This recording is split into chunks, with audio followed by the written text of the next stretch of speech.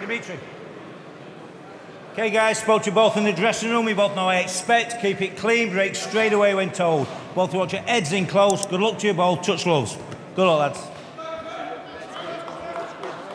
First defence of the WBA 12 stone 7 belt in front of royal appointment. Prince Albert of Monaco, ringside to see the enticing, well-schooled Dmitry Bivol, who's really been catching the eye, in with Queensland's Trent Broadhurst. He's been calm and relaxed all week. He's got a huge number of family, friends, and his training stablemates who've come all the way from Australia. They say he's got absolutely nothing to lose, and he's going to take Bivol late and deep into the fight. That's not what many believe will happen. Bivol shooting out the jab, a wonderful amateur, over 300 unpaid bouts, and he's looked razor sharp as a pro, undefeated, and the majority by knockout. Yeah, it really does look like a class above Broadhurst. Bivol here, but still early on in his career, and Broadhurst is bringing confidence, bringing his fans. They all believe. Not sure many believe in him. Just losing his foot in the off balance. Nothing landed, just feet coming together there, just a bit awkwardly. But Broadhurst, we feel, has really got a tough task ahead of him. Looks in his corner, as if to say, what was all that about? I tell you what, he didn't need that sort of start, though. Was it a clash of heads? What happened there? But he didn't need that to start his challenge off. Trent Broadhurst with those sparkly silver letters on the waistband of the pink and white trunks that he's brought into the ring, the 29-year-old from Meadowbrook in Queensland. And Bivol from the stunning city of St. Petersburg in Russia, that is being unleashed to the American market. And a nice 1-2 there. I mean, this is a step up for Bivol because so early in his career. Broadhurst obviously believes in himself, but this is a tough task. Is there double the amount of professional fights? Trent Broadhurst has got one defeat, and that was by stoppage a long time ago now. But Bivol will know there is vulnerability in the Broadhurst makeup, and what is there in Bivol's? We haven't seen any yet. Yeah, he looks really solid. Great jab. Not really exerting himself here, just having a look. Broadhurst jabbing, just getting his range with his feet. Obviously, early on in round one, and then the fight here in round one, he's not doing anything silly. But when he unloads, we've seen it. We've seen how ferocious he looks and how good he looks. Quality, sharp, solid, big puncher. Got to ramrod of a jab as well. Technically very efficient. Broadhurst tries to get a right hand in. There's the judge of distance. Oh, and a beautiful right hand. Lays Trent Broadhurst out. And it's going to be all over. Inside a round. And Dmitry Bivol explodes onto the world scene and retains his WBA title in emphatic fashion. And our attention immediately goes to the stricken Australian, who was laid out by one of the punches of 2017, and he's just about to get up. And it's his pride more than anything. Didn't see his coming, knocked out. Wow. Well, there you go, right at the end of the round. I think the bell sounded as Broadhurst hit the floor. We didn't really see it. I mean, it was a right hand down the pipe, sharp, strong and accurate, and Bivol brought his feet in under with him, so he got all the power into that punch, but he was so relaxed when he thrown it. He was almost effortless, and look at the devastating effect it had. What a punch, what a finish. It stunned not only the Australian team, but the entire crowd here in Monaco. The force of that from Bivol. And our first thoughts, of course, were with Trent Broadhurst. Right hand, bang on the chin, bang on 3 minutes of the round. And what a wonderful shot with speed, precision and class. And that's what the excitement's about. Well, have a look at how relaxed he is when he throws this right hand, and they're the shots that cause the most damage. Just a relaxed right hand, perfectly balanced as he threw it, and it landed with full impact there. You know what? He hardly pulled it back, did he? It was so casual, and it was just so accurate. But it makes you wonder how far Broadhurst could have gone on if that punch had not landed. The bell had gone. I mean, he was unfortunate at the end of the round, but he's not even warmed up. He's in first gear, relaxing, just trying out his right hand, and there's the natural power and the talent there of Bivol. Phenomenal, that was. A sweeter right hand as you can throw. Dmitry Bivol. Well, he only just became the WBA light heavyweight champion in a division that's got Adonis Stevenson, Sergei Kovalev coming back on Sky in 3 weeks' time. Badu Jack, of course. We'll see what the future holds for all of them. Sullivan Barrera, Artur Beterbiev. There's so many of them. Dmitry Bivol at 26 looks sensational.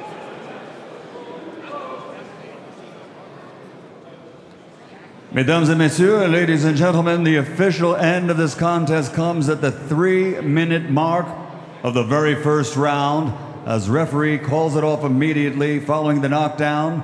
Your winner by knockout victory, still undefeated, and still the WBA light heavyweight champion of the world, the fighting pride of St. Petersburg, Russia, Dmitry Bivol! Okay, guys, I give you instruction in the dressing room. They're having a clean match, okay? Good luck, God bless you. Le di la instrucción en el camerino. Vamos a hacer una pelea limpia, ganar mejor. Suerte, Dios los bendiga. Despite the level of competition, 44-0 as a professional boxer is almost unheard of. Ramirez simply does not know how to lose. Bivol was too big for Canelo. Will Ramirez be too big for Bivol? As for Dmitry, with a win tonight, he likely locks up the Fighter of the Year award and moves up the pound-for-pound list. A combined 64-0. Here we go from Abu Dhabi. The champ Bivol in the black, Zurdo Ramirez in the white, green, and red.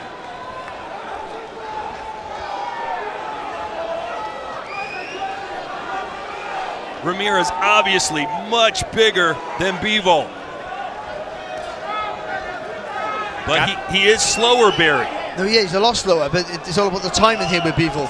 That was a good little, he didn't land clean with it, but a good little left uppercut there to the body from Ramirez.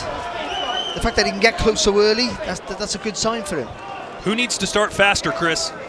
I think Ramirez needs to start faster. He needs to establish the pace of this fight. He's got to find a way to back Dmitry Bivol up and unleash those combinations if and when he gets him against the ropes. But, I mean, Barry, we talk about the weight of Ramirez. He is absolutely huge in the ring right now.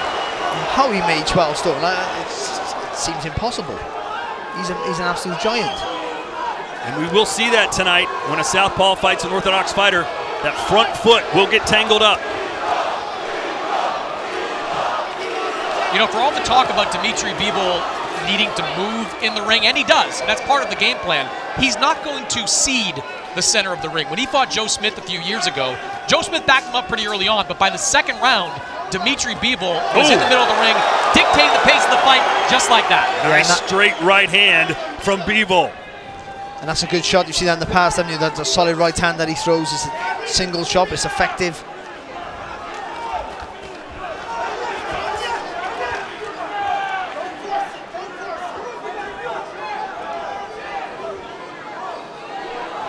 Will this be Bivol's toughest test? Zurdo has wanted this fight for so long. He sees something in Bivol that he thinks he can exploit.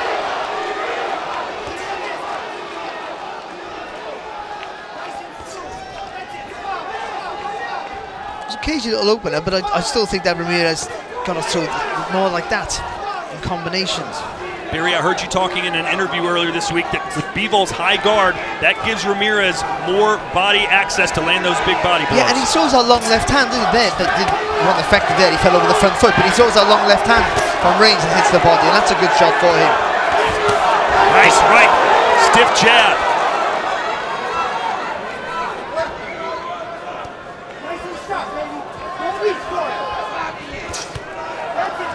fast hands there from Bivol.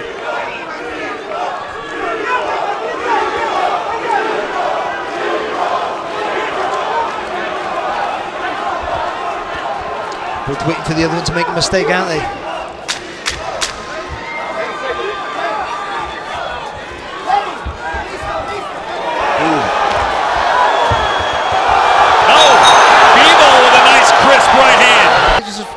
Show they both mean business. Chris, is that round going to reflect what we're going to see the next 11? No, I think both these guys are going to open up as the fight progresses. That's just who they are. Bivol throws punches in combinations. Ramirez, a pressure fighter, volume puncher.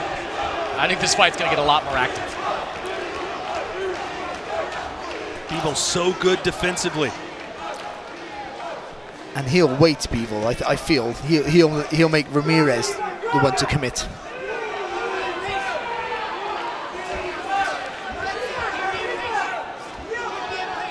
You can see Zurdo trying to be on his toes a little bit more here. Todd, you talked about the defense of Dmitry Bivol. The numbers back that up. His opponents land less than 6 punches per round. That's second among all fighters. And his opponents land less than 5 power punches per round. That's the best of all fighters.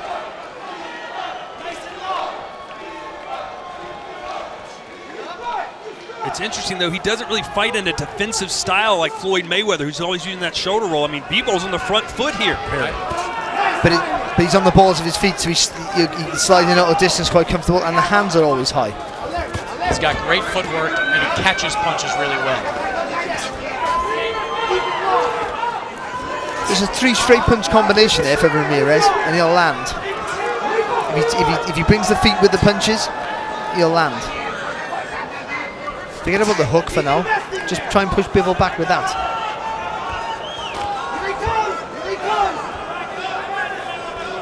Ramirez has knocked out every opponent he's faced in the light heavyweight division. 5-0, 5 KOs, and that exit left hand scores.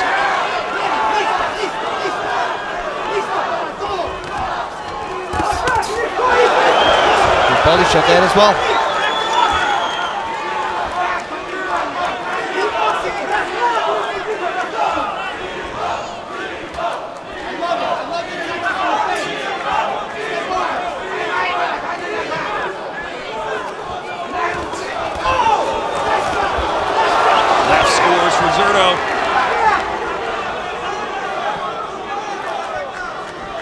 Decent little round here, isn't he, Ramirez?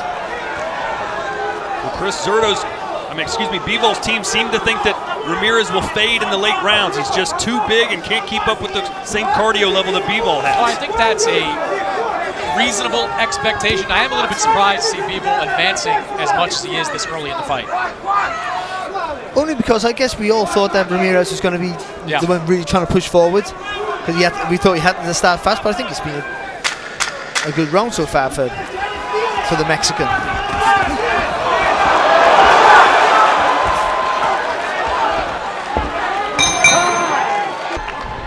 Interesting words from Julian Chua in the corner of Gilberto Ramirez. He said Dmitry Bivol cannot adjust. He's adjusted a lot over the course of his career against some pretty good opponents. We'll see if that's the case. But I do think Bivol needs to get the... He don't exactly bounce in out of distance, but he needs to get that in and out movement there, just so Ramirez can't time. Could have got long levers from Ramirez, so we just can't time the distance. Force him to throw over that front foot, commit over it.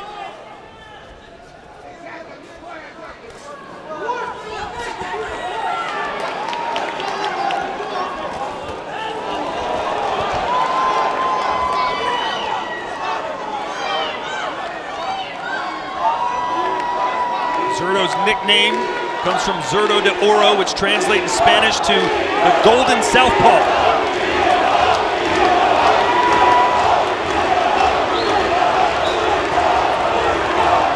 Lovely 1-2 there from Bivol.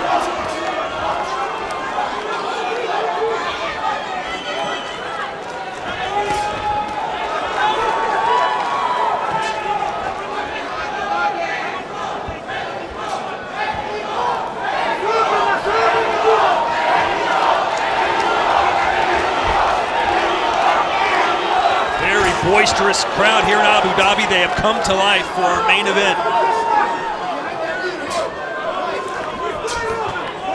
Good shot. Again, just adjustment with the feet, little step out there. When Ramirez falls short, he comes back with a lovely right hand.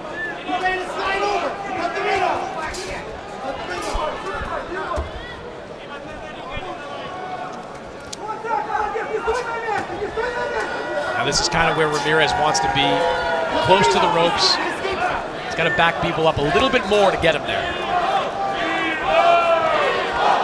Yeah, Bivol's not taking a step back.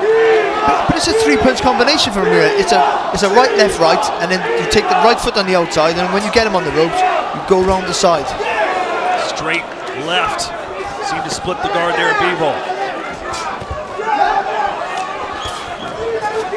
Good round here so far for Zurdo, but we've seen Bivol close strong.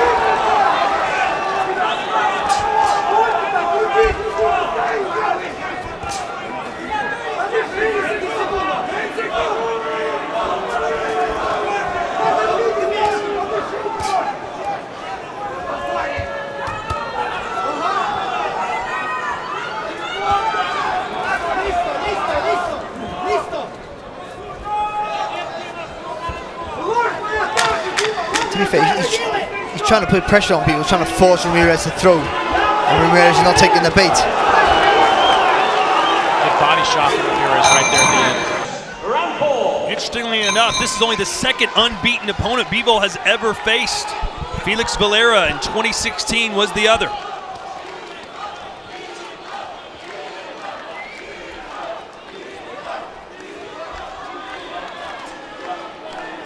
Not a lot of activity in that last round for Bivol, Barry. No, I think he's struggling with the reach of Ramirez. He's got the foot in the place, the foot in the right place here, Bivol, and he wants to force you to throw a shot. And he takes a little step back, but I just think Ramirez has got such long levers, such long reach that half a step back is just not quite comfortable with the distance. Yeah, they do have a lot of respect for Ramirez's power in Bivol's camp, so they're not going to come in recklessly.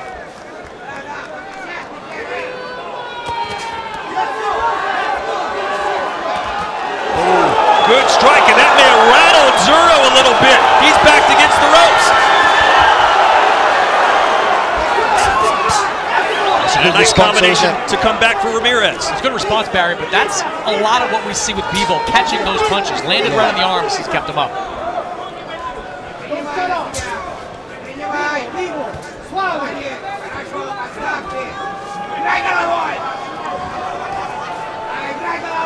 Just a little injection of pace, wasn't it, all of a sudden from Bivol?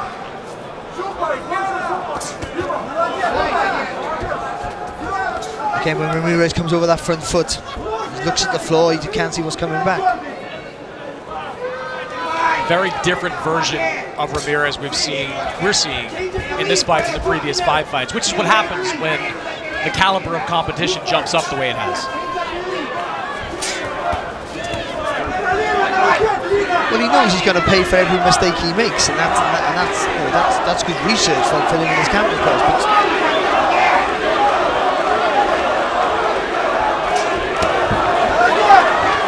right hand again there from Bivol. Are you surprised that Bivol's pushing Zurdo so much in these early rounds? I am, only because I thought Zurdo would make a real conscious effort to really try and fire forward. He's been controlled, actually. There's been a decent display, I thought, from Zurdo. It's been a thoughtful display, but I thought he would be really piling forward, trying to target that body and make Bivol feel the power early. Keep the face going. You're right about the absence of body shots from Ramirez. I mean, almost 36% of his punches are body shots. We haven't seen a lot of them here. Good left hand there, though, from Ramirez. You can see the speed from Bivol. It's just a level up from Ramirez.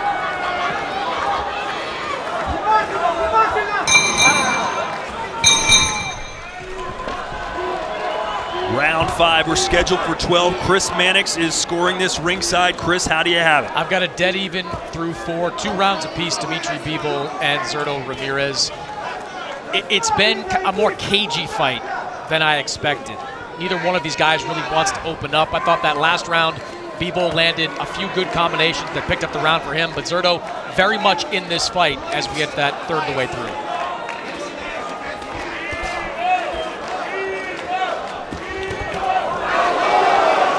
Good short left hand by Dmitry Bivol. What was good about it, see the front foot, how he stepped over the right foot there of Ramirez before he let his hands go. Nice uppercut response too by Zurdo. Yeah, he's trying to go forward a little bit more in this round, it seems like. His corner told him over that last round, smart aggression going into the fifth. Bivol does not want to be against the ropes, that we know.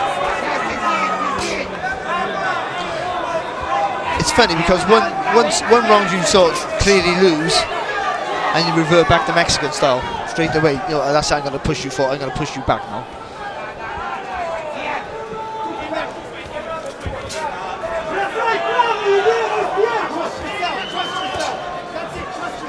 You just figure if past his prologue that a Zurdo Ramirez fight is going to break out into a real fight. His two biggest fights against Jesse Hart, they broke out into firefights. Uneski Gonzalez, who we fought a few fights ago, that turned out to be a firefight. At some point, Zurdo just decides to let his hands go. There's that good solid defense from Bivol, and nice counter punching. Oh boy! 2 or 3 big heavy punches for Bivol. Look at the discipline. He knows he's in with a big puncher. He didn't overplay his hand.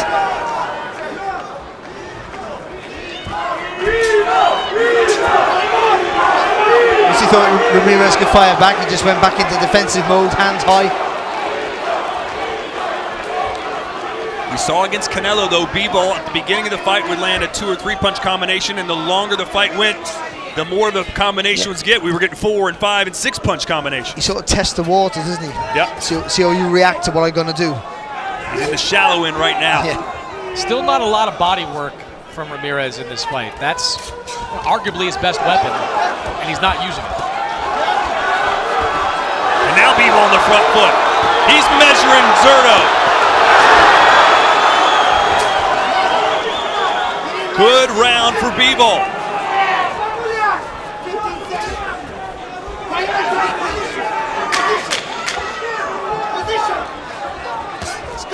Good shot there from Ramirez. See, he's bending his legs. He's still a little gun shy, though, isn't he? Yeah, but he's bending his legs. You can see the body. Should be a good round for Bivol.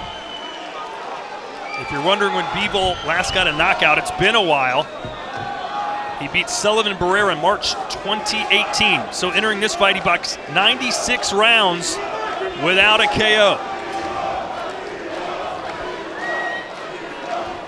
20-0 with 11 knockouts is Bivol. 44-0 with 30 KOs is Gilberto Ramirez.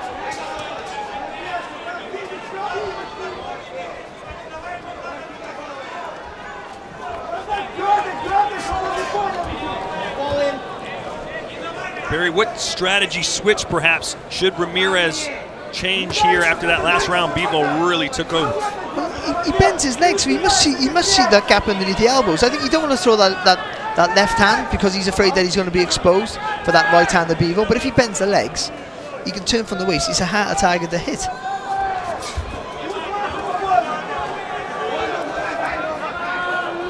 And the foot positions are wrong. His foot's inside the guard here of Bivol for the most part, and that means he just can't get the advantage of the jab over the top of the lead there of Bivol.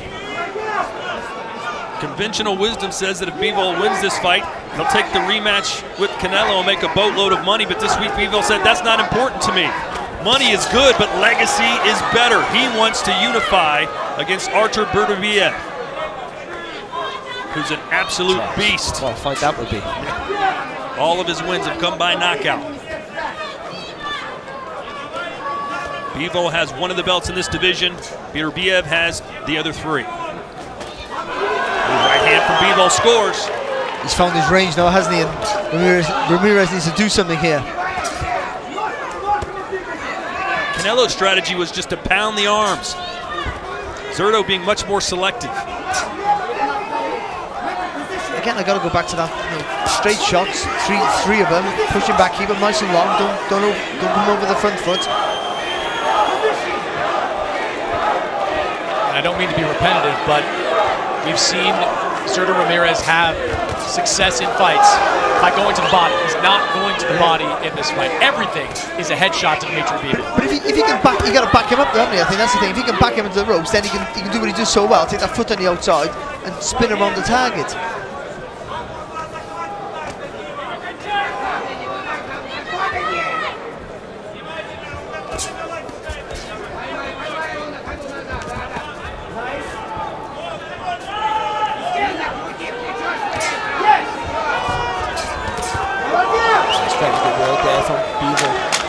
Slide out with the feet there just to get the range.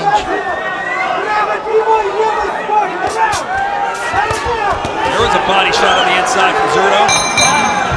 Local time here in Abu Dhabi. Round 7 scheduled for 12.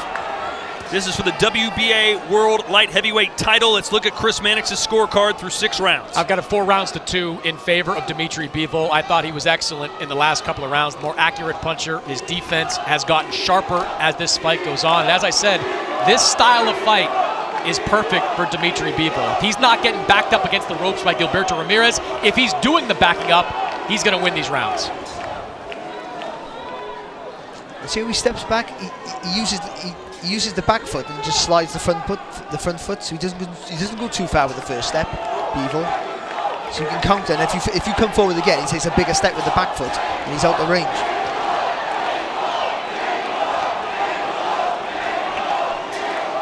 And it took him a few rounds, didn't it, just to get the grips of the long reach there of Ramirez, but now he has it. Ramirez got to become a volume puncher, like he is.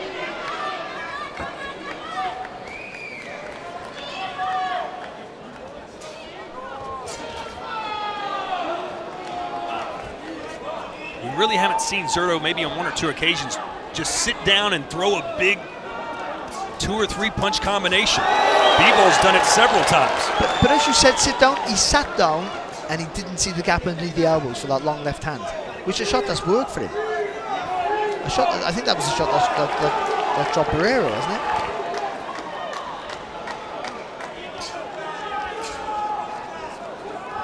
What do you think the game plan is right now for Zurdo, Chris? You hear in his corner, got to apply more pressure, got to do more. But we're not seeing it so far. The thing is, every time he makes a move, oh, good shot, good left hook there from Bivol. Yeah, Bivol stepping on the pressure. Let's see if Zurdo, this is the fight Zurdo wants. He should embrace these moments. Don't let him out of the corner. That was a great counter shot by Dmitry Bivol. Hit Zurdo Ramirez and then spun out to get back to the middle of the ring. He is a master technician.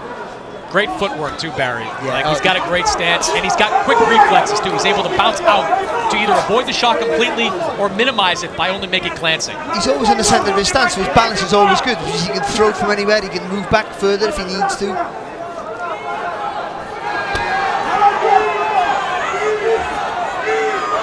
Yeah, now he's found the range and the rhythm. Ramirez got it's volume and pressure. When you're the guy who's technically better than you have to make him rush their work.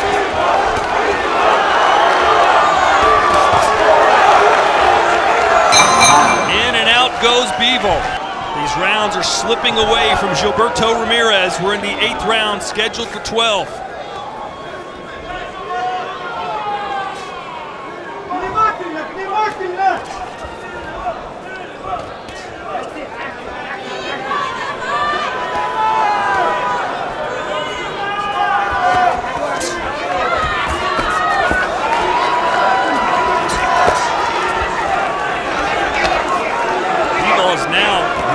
Pressing Zurdo, he's got his back against the ropes. But when Bivol sees a gap, look how quick his feet move. Left and right and forward. He quickens his feet up so fast.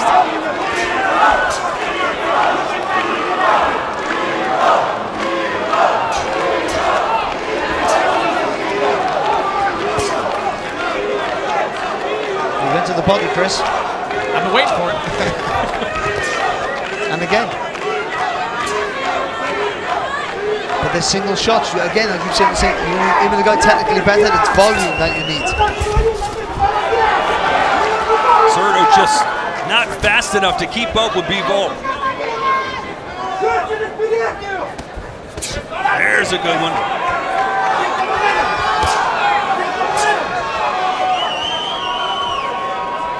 At some point, Ramirez has got to roll the dice. Yeah, and it's easy for us to say he's sat here, can win on the one walking on the shots, but ultimately, if you're going to win the fight at some point, he's going to have to commit himself.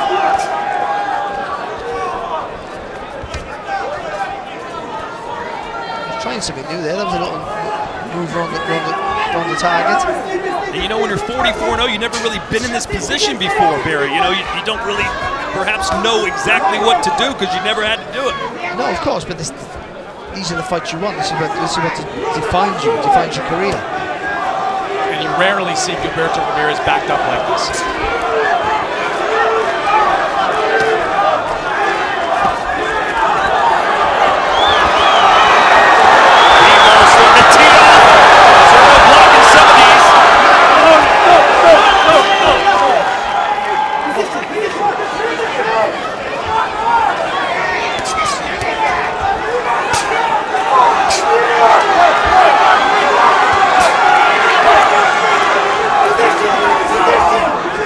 Where he wanted it, but he needed to move. He needed to take a step over to the side.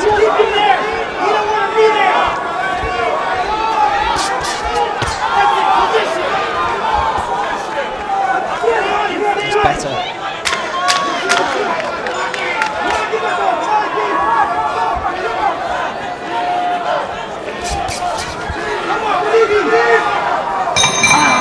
And try to land those big shots.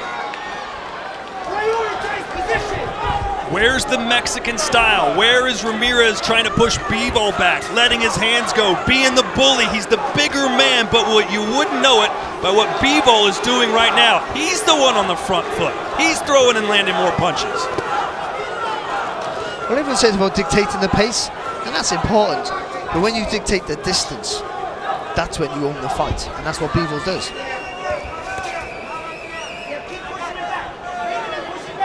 He's the guy with the shorter reach. He can somehow, or he can always hit you, and he's always out of distance to fight when you fire back.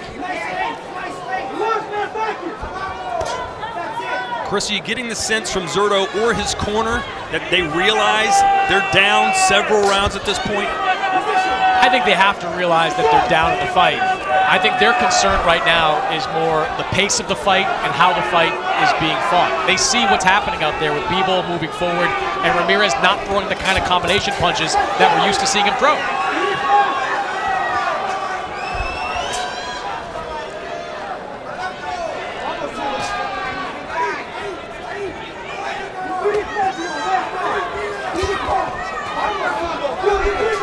He's getting into range there, isn't he, Ramirez? But he's not letting his hands go. He just don't feel comfortable. He's there. You're there. Now. Like right now. Go for it.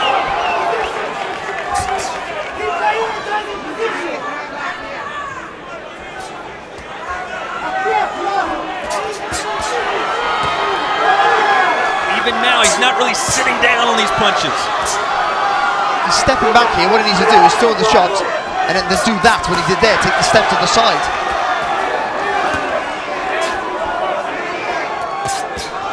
It's a good right hook though, but look at the response here from Bivol.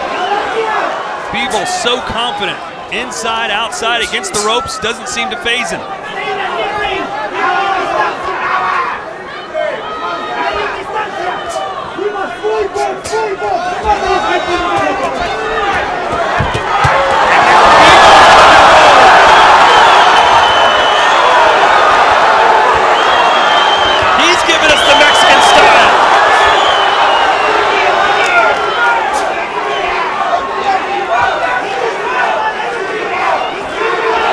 Some crunching right hands there, wasn't there, from Bivol? Flush on the target. You're watching a master at work. The unbeaten light heavyweight champion of the world, Dmitry Bivol.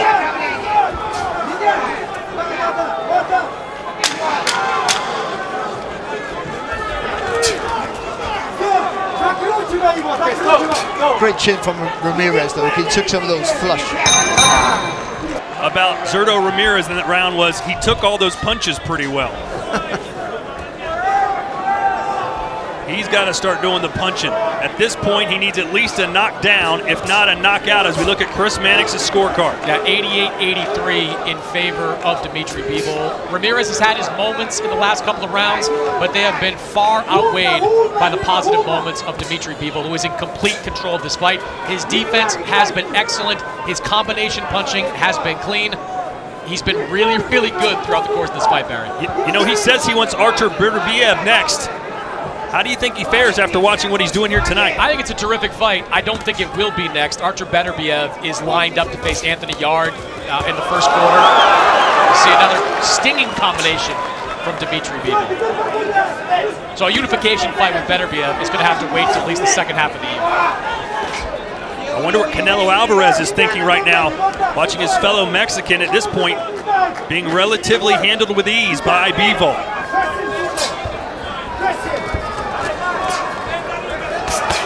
Are we sure Canelo wants Bivol again?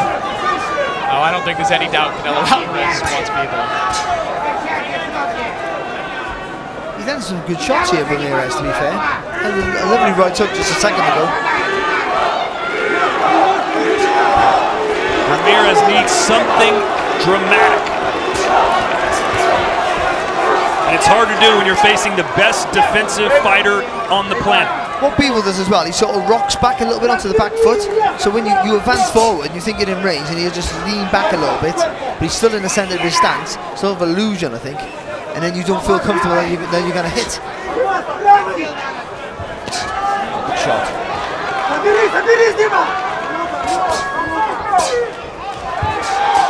Nice sneaky uppercut there by Ramirez.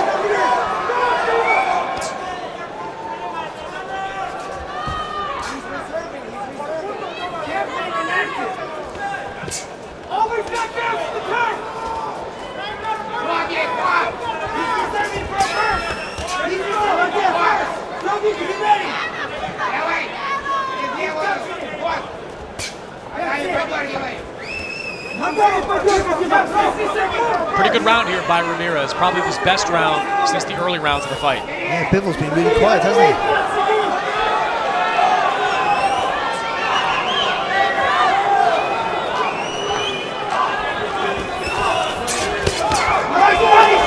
Good left hook. Yeah, great left hook to the body. Bivol felt that one.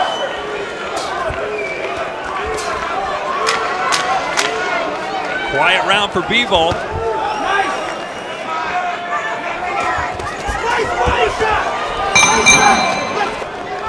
He has entered the championship round. Zurdo's got some work to do if he wants to win the light heavyweight championship.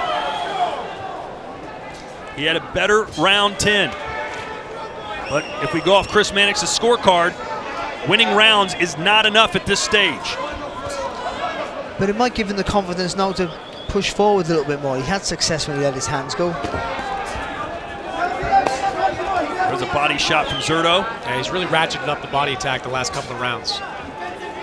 And you can hear, every time he lands one, you can hear his corner cheering for it. They want those types of punches from Ramirez. But as you were calling for, he needed to invest in those from round one, didn't he, really? Good shot, just that signature lead right uppercut there from Ramirez. Ramirez taking more chances, as he should.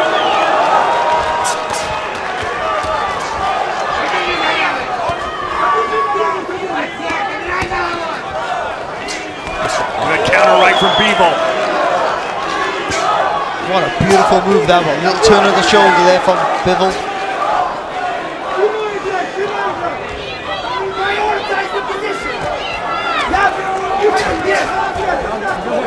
Heads.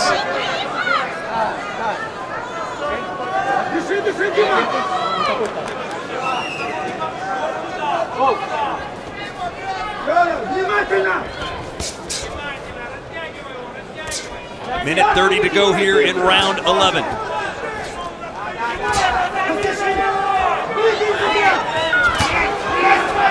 Another body shot from Zurdo. Bivol fighting back. See, right there, Zurdo had Bivol positioned in the corner, didn't let his hands go. Bivol was allowed to spin out and landed a combination of his own. Being more aggressive now is Zurdo. Probably needed to try this about 4 rounds ago. He's got to keep those feet moving when he is coming forward, because then allowing Bivol, when he holds his feet, allowing Bivol to rattle off in response. Good right hand there from Bivol.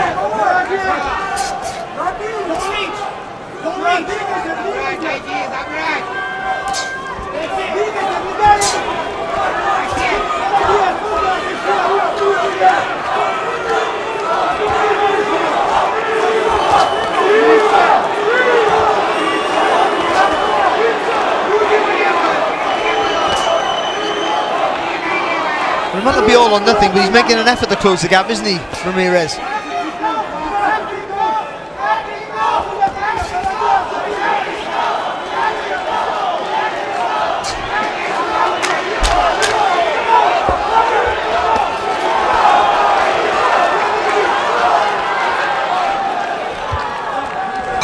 One round left. Immortality according to his corner, but the reality is Bivol has dominated long stretches of this fight. Zurdo needs a knockout here in the 12th round.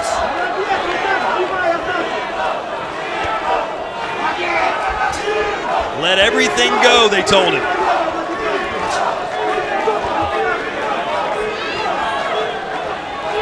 He's got 30 career knockouts. He's got the power to do it, but can he land it? And that was always the issue, wasn't it? About he's got the power and the tools, but can he get in the position to let the punch go? Against the guy in Bivol who's constantly changing, adjusting his feet, changing the distance, changing the range. He's hard to read. Right hand for Bivol. Desperate times call for desperate measures.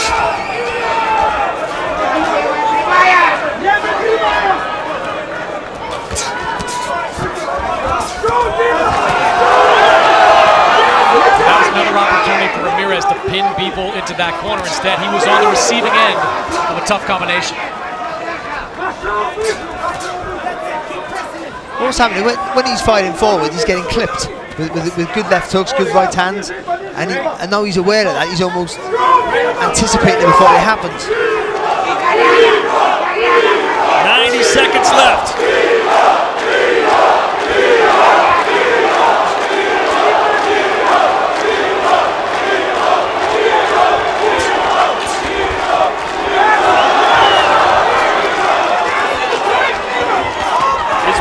Looking for the knockout. He might get it here in the 12th. He's unloading. But Zurdo wants Bivol to exchange with him. He'll get some openings.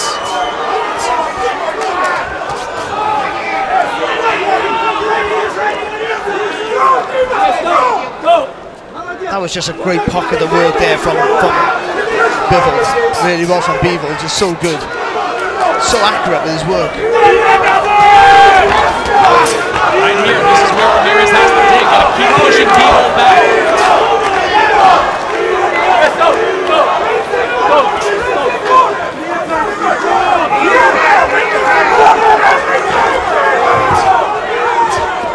Aiming for that big shot now, Ramirez. Looking for it.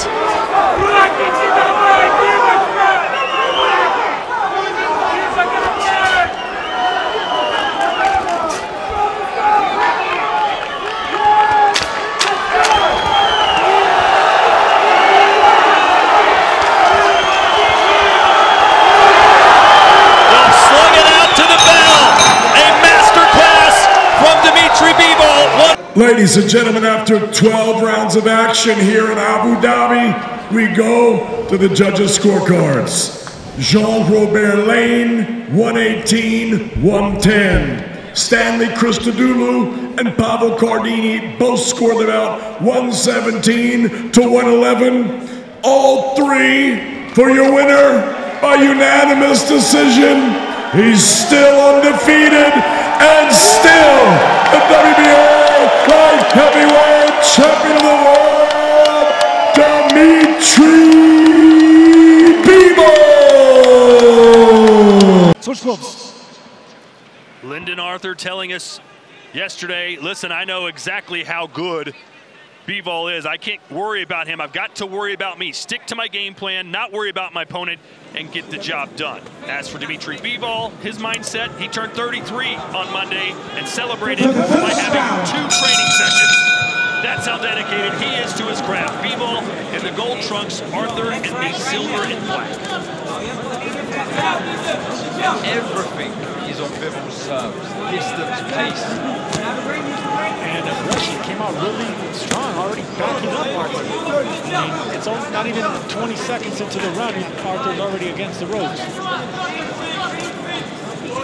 That's aggression by Bivol. And you asked me earlier, Todd, if he's going to be looking for a knockout, does he need the knockout? Bivol coming out this aggressive is answering those questions. His last knockout was against Sullivan Barrera back in March of 2018. This is a lot of pressure being applied by Dmitry Bivol. It's foot pressure and presence. Is it maybe a little lack of respect for what Arthur has?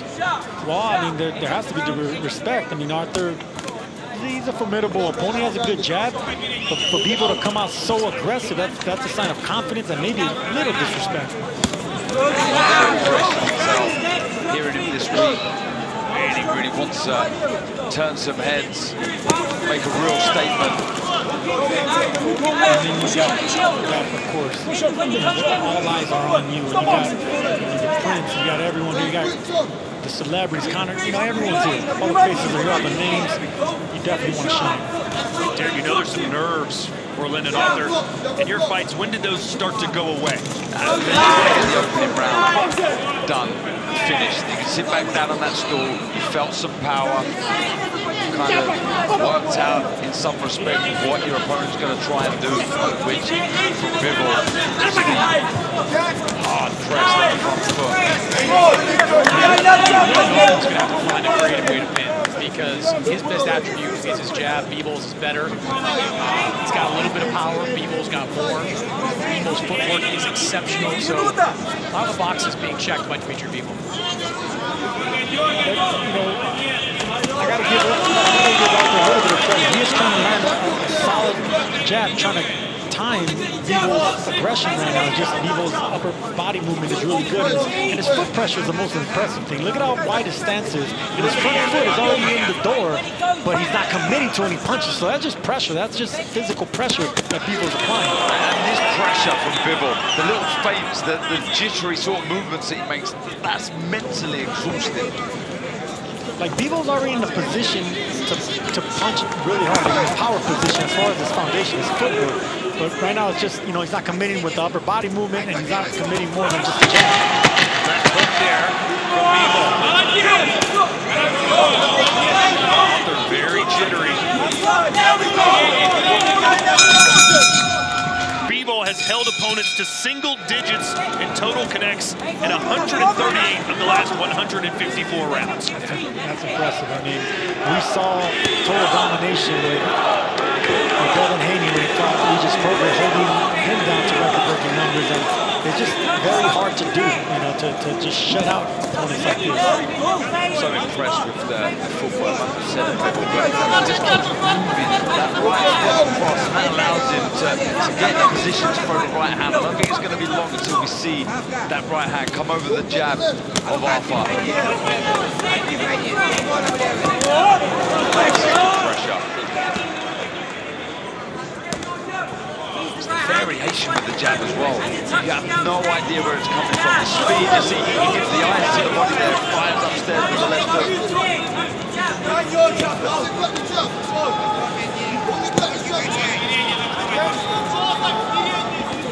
Everything's straight coming from Bivol right now. He's already broken the distance. I like to see him start hooking punches around the midsection of Arthur. Arthur moving to his left, throw that right to the body, fire back upstairs on the shot.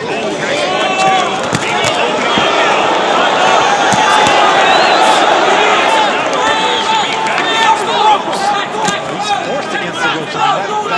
That pressure, that jab, and that big right hand. I mean, it's a laser straight right hand by Bivol. It's hard to avoid. His hands nice and high though, Arthur. Doing the right thing. Needs to move that, doesn't need to be stood on the ropes. I love that jab to the gut, just gutting Arthur, and that's going to bring the hands down. That's going to make an opening for a hook like that that just missed. Yeah, this is a switched on, aggressive Bivol. Arthur returning the favor to the jab downstairs. That's an effective punch. You know, if you start feigning, start throwing that jab down there, then you start to alternate your jab game. You start to land the big shots after that. You know, Bivol always fights so relaxed. One of the ways he stays that way is every night before he goes to sleep, he lays on a bed of nails. True story. And he says the only way it won't hurt you is if you stay all relaxed. If you're tensed, they'll pierce your skin. I'll take it. He's just backed Arthur up. And I love this Bivol.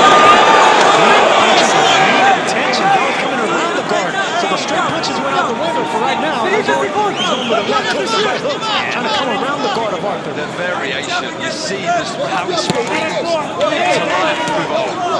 Split second, he's landed 3-4 shots. Great variation, great speed. Look at the concentration on the face of Bivol.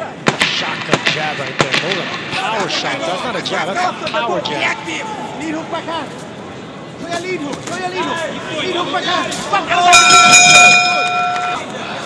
Doesn't look good. Early signs. Needs to come out more authority. Needs to try and, everything seems so simple, but when you've got someone like Bivol in front of you, it's almost impossible. You know, he needs to be in control of the pace. He can't, Arthur. He needs to be in control of the distance. He can't. He needs to get in the rhythm behind the jab. He can't. But it's that lead hand as well. It's low of Arthur. He needs to get it higher, but it's just excellent boxing, ring IQ from Bivol. Hey Chris, Canelo Alvarez, speaking of, still mentions the name of Bivol, saying that's still a fight he wants down the line. Do you think we'll see it again? I think we'll see it at some point. I'm not sure what weight we'll see it at, 168, 175. Canelo was a shot caller, still is. And if he wants that fight, he can make it happen.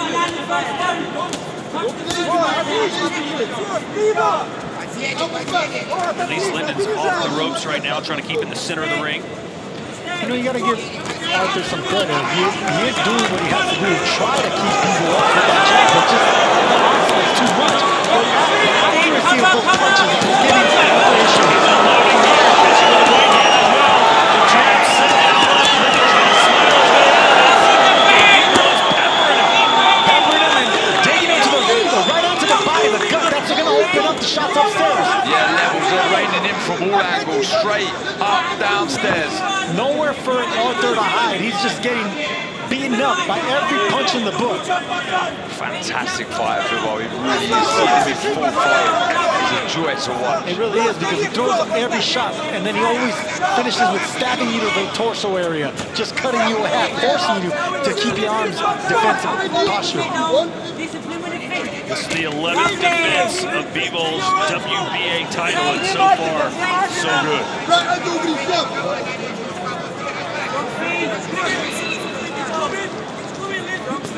Gotta be quicker with that jab, Arthur.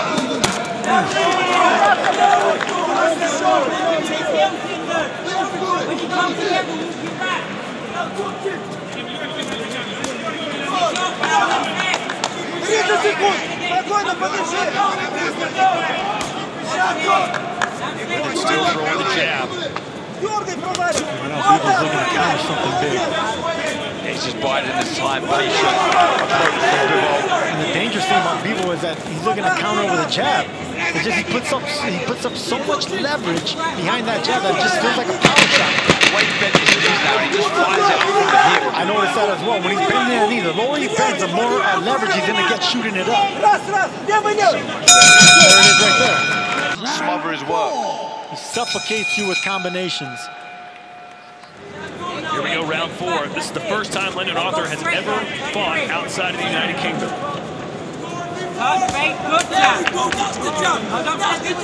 what we need to see more from Arthur. More authority behind the jab. Being it over, left hook there, good shot from Bivol. And by authority, it doesn't have to be power. You know, it could be speed, it could be timing. Because the more authority as far as power that you try to jab back, you're going to be vulnerable to a heavy counter shot. He's got that right hand locked and loaded.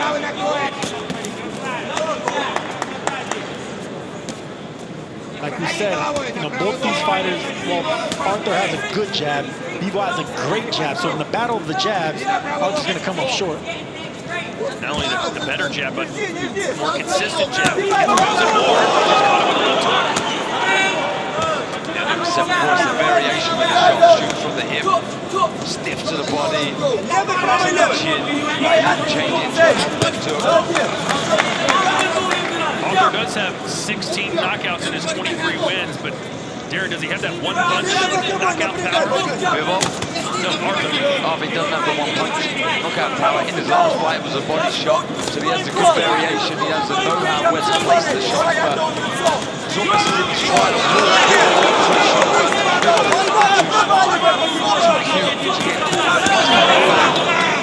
across from Bivol. We talked earlier about Bivol perhaps needing a knockout win. It's clear that that's what he's going for. Absolutely. I love the pressure. Look, he's just missing with that right hand. He landed it earlier, and now he's throwing that right hand with mean intentions. He's not even loading back. He's not pulling it back. He's throwing it straight from the chin. It's a laser right hand. Credit to Arthur. He's taking some good shots. No, credit to Arthur for still trying to you know, find a way to land a punch. There's that right hand I'm talking about to the gut. It's that movement. I said it already twice, but moving too much to the left, Arthur. Walking onto the right hand of Bivol. Yeah, I noticed that too. You're bound to get caught with an overhand right, but keep moving to your left. He's stuck there, just like he got off balance. When you're in there with these top guys, these elite level guys, you cannot afford to be predictable. You've got to have lots of variation in your shots, your movement.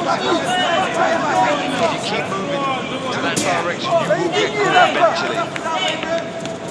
Yeah, Arthur keeps moving to his left. He needs to start alternating and going to his right. But notice how Bivol closes off that exit. He can't move to his right.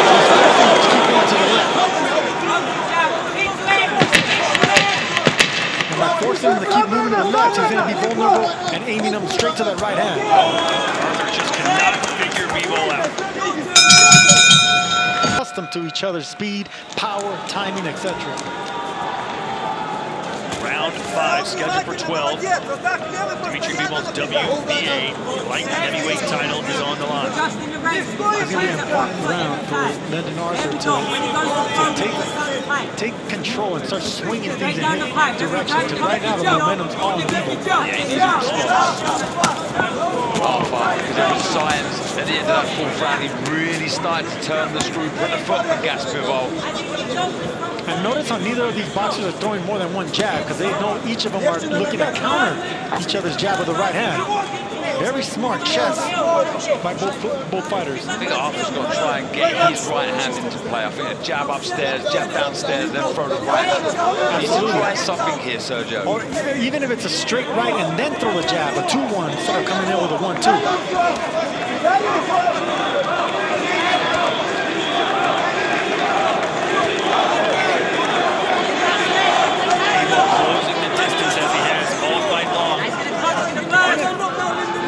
The thing about Bivol is he's always in front of you, right? He's always looking to counter. He has enough power to get your respect and enough technique where you can't penetrate him. So it's intimidating that someone's always in front of you like that, in front of your face, looking to counter you. Exhausted. Someone just always in front of you. Shots raining in from all angles, all directions.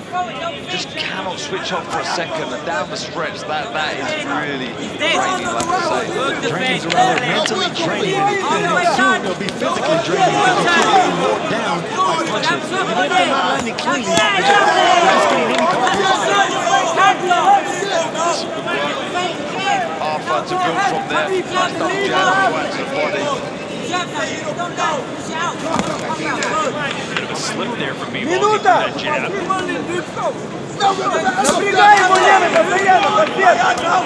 Вот так, да, дергай, дергай. The scene is pouring along with the right hand to protect from that jab. He's wide open to a hook. Yeah, trying to do something different, Sergio. Yeah, and you know what? I gotta give credit to Artur. It's not working 100%. Bivol's in total control. You can see that he's still in it.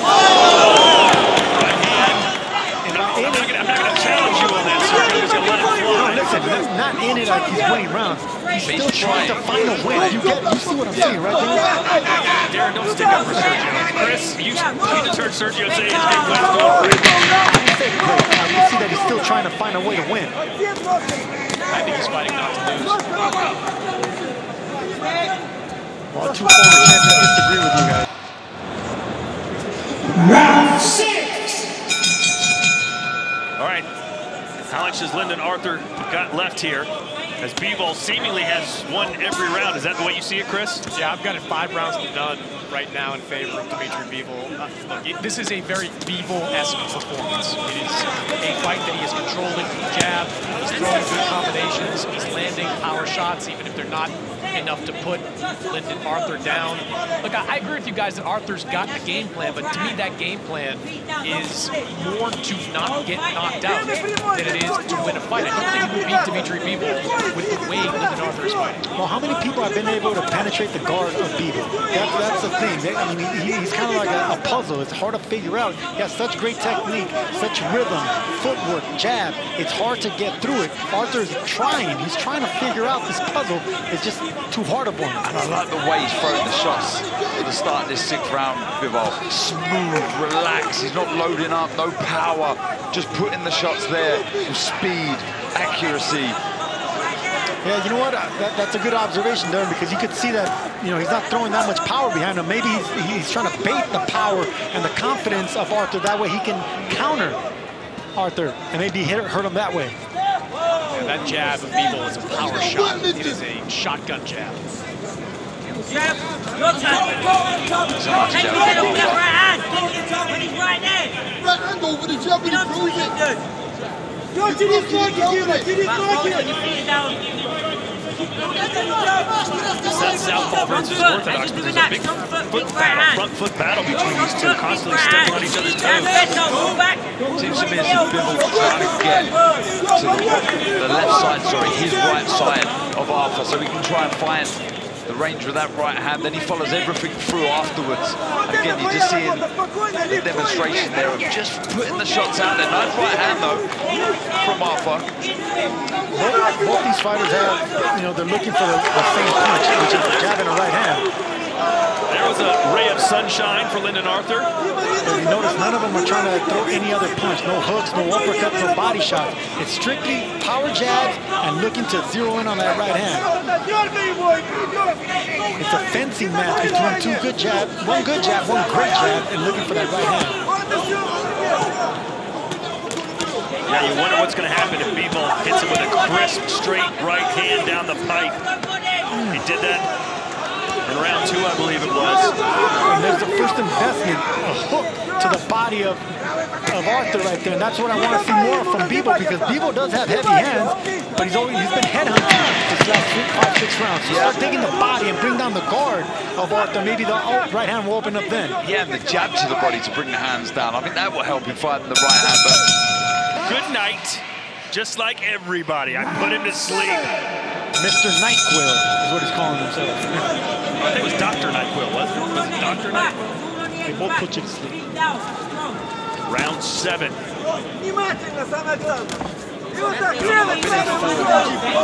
think that it's not booing for Ronaldo, it's these celebrations.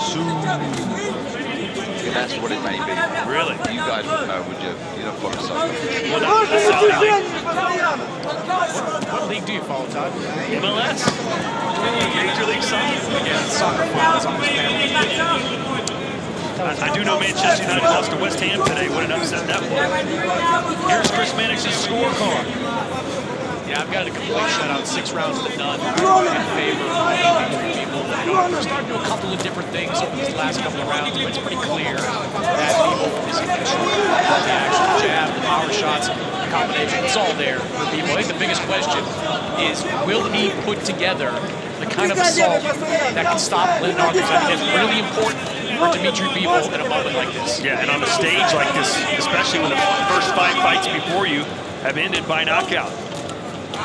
This crowd very quiet right now, Sergio. That's been the knock against Bivol. He's not the most exciting fighter. Sure, he's dominant, but let's get some excitement in here. Well, look, he's dominating, right? And he's pound-for-pound talent.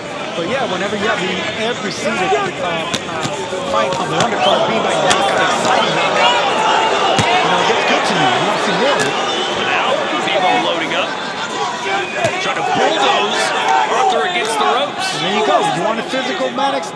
You're getting it right there. Bivol against the ropes. You don't see him wrestling like he normally does, but he's trying to find a way to break the guard and the technique of Arthur. Yeah, I'd like to see Bivol get a little more separation in a situation like that, not smother his punches quite so much. Well, he's the king of separation and range control. Now he's trying to wrestle. He's trying to make it physical in there. Well, in them instance, instead of getting close, just skip either side, left to right. Find openings that way. Big fight in the light heavyweight division that everybody wants to see is that unification bout between Bivol and Dmitry Bivol. How likely is that to happen, Chris? Well, if Artur Beterbiev gets past Callum Smith in mid-January, which I think is going to be a terrific fight between Beterbiev and Smith, I think there's a very good chance that the winner of that fight is back here at some point in the spring fighting for all the belts at 175. Bivol's trying to unleash that right hand with mean intentions. He threw it downstairs and went around the guard with a right hook. So he's a variation of that right hand now. So it's not just a battle of the jabs. He's not getting backed up as much here, Arthur. He's separating himself from the ropes a little more, trying to creep forward. Needs to watch out for that. Needs to commit to the shot better. Let's see it. Bivol takes off the cruise control and starts driving manually.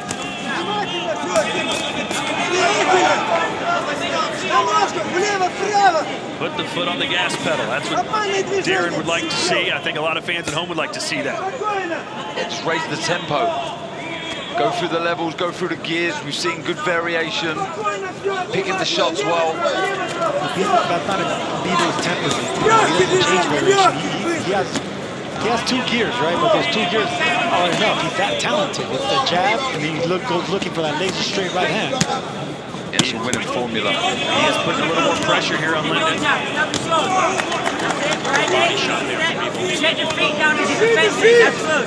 If he goes 2 or 3 times, he'll get land. It just makes it look so easy, doesn't it, Sergio? Absolutely, and here's the thing. Notice how he's not throwing more than a few punches. Like against Canelo, he was throwing combinations, right, when he had Canelo against the ropes. That's because Canelo wasn't looking back to come back with a counter.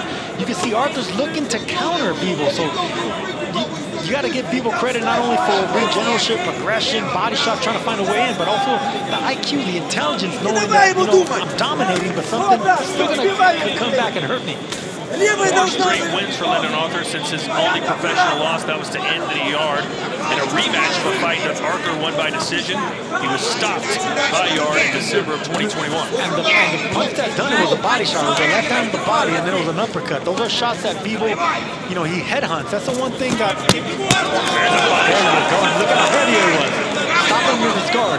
He needs to throw more of those. Bivol loves throwing shots to the head because he's a marksman. He's so accurate upstairs. That was a nice shot. He missed. The jab, right hand straight over the top.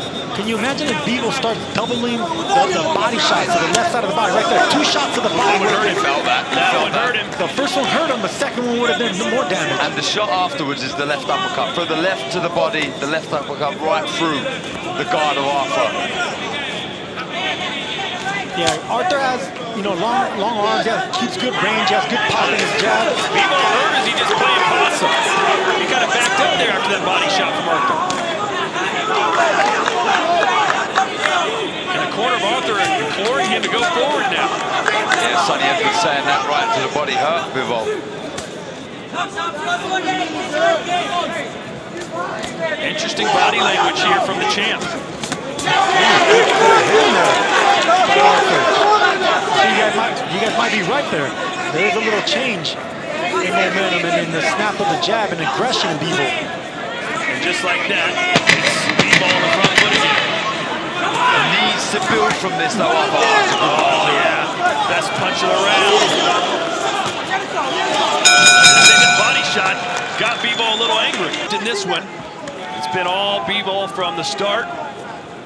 Let's see if he can start to put a lot of pressure on Arthur and have the referee ask some questions.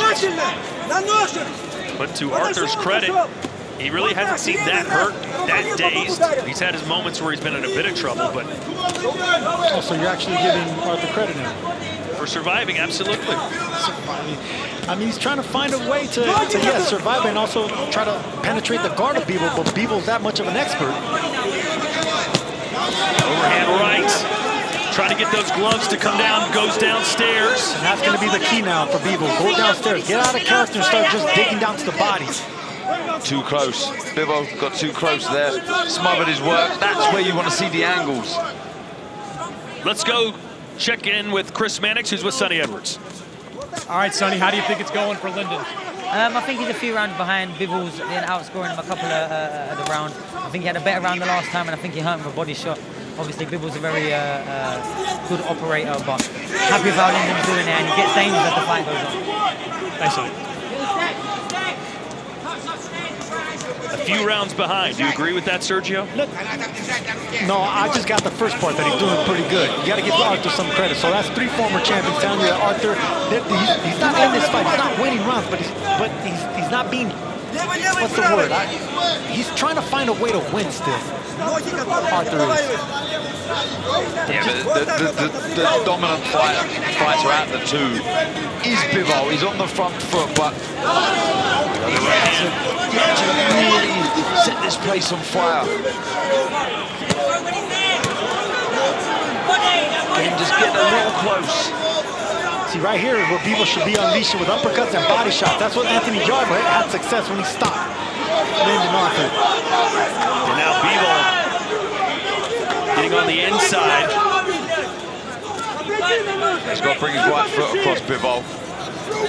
He's to get around the left side of Arthur. That's going to help him find the right hand, Sergio. Yeah, if I was Bivol, look, you already had almost 9 rounds headhunting. Yes, you're dominating, you're winning this fight, you're looking impressive, but you got to switch it up now. Go downstairs to the body. You know that Arthur's been hurt down there.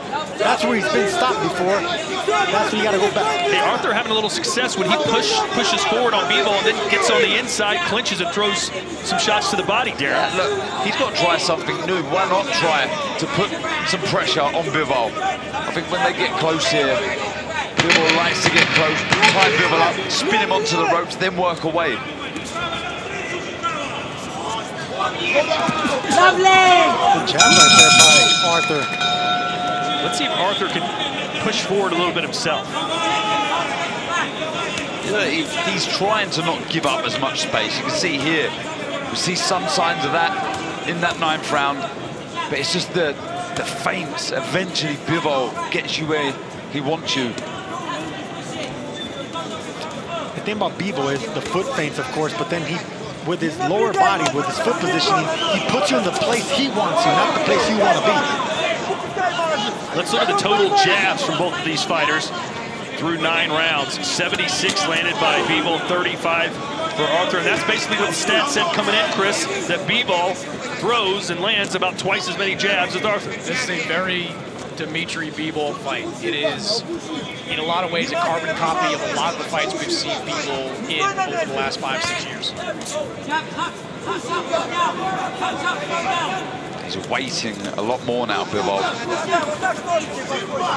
Just want to see him up the tempo. How would Arthur react? Lovely jab. That was a sharp jab from Bivol.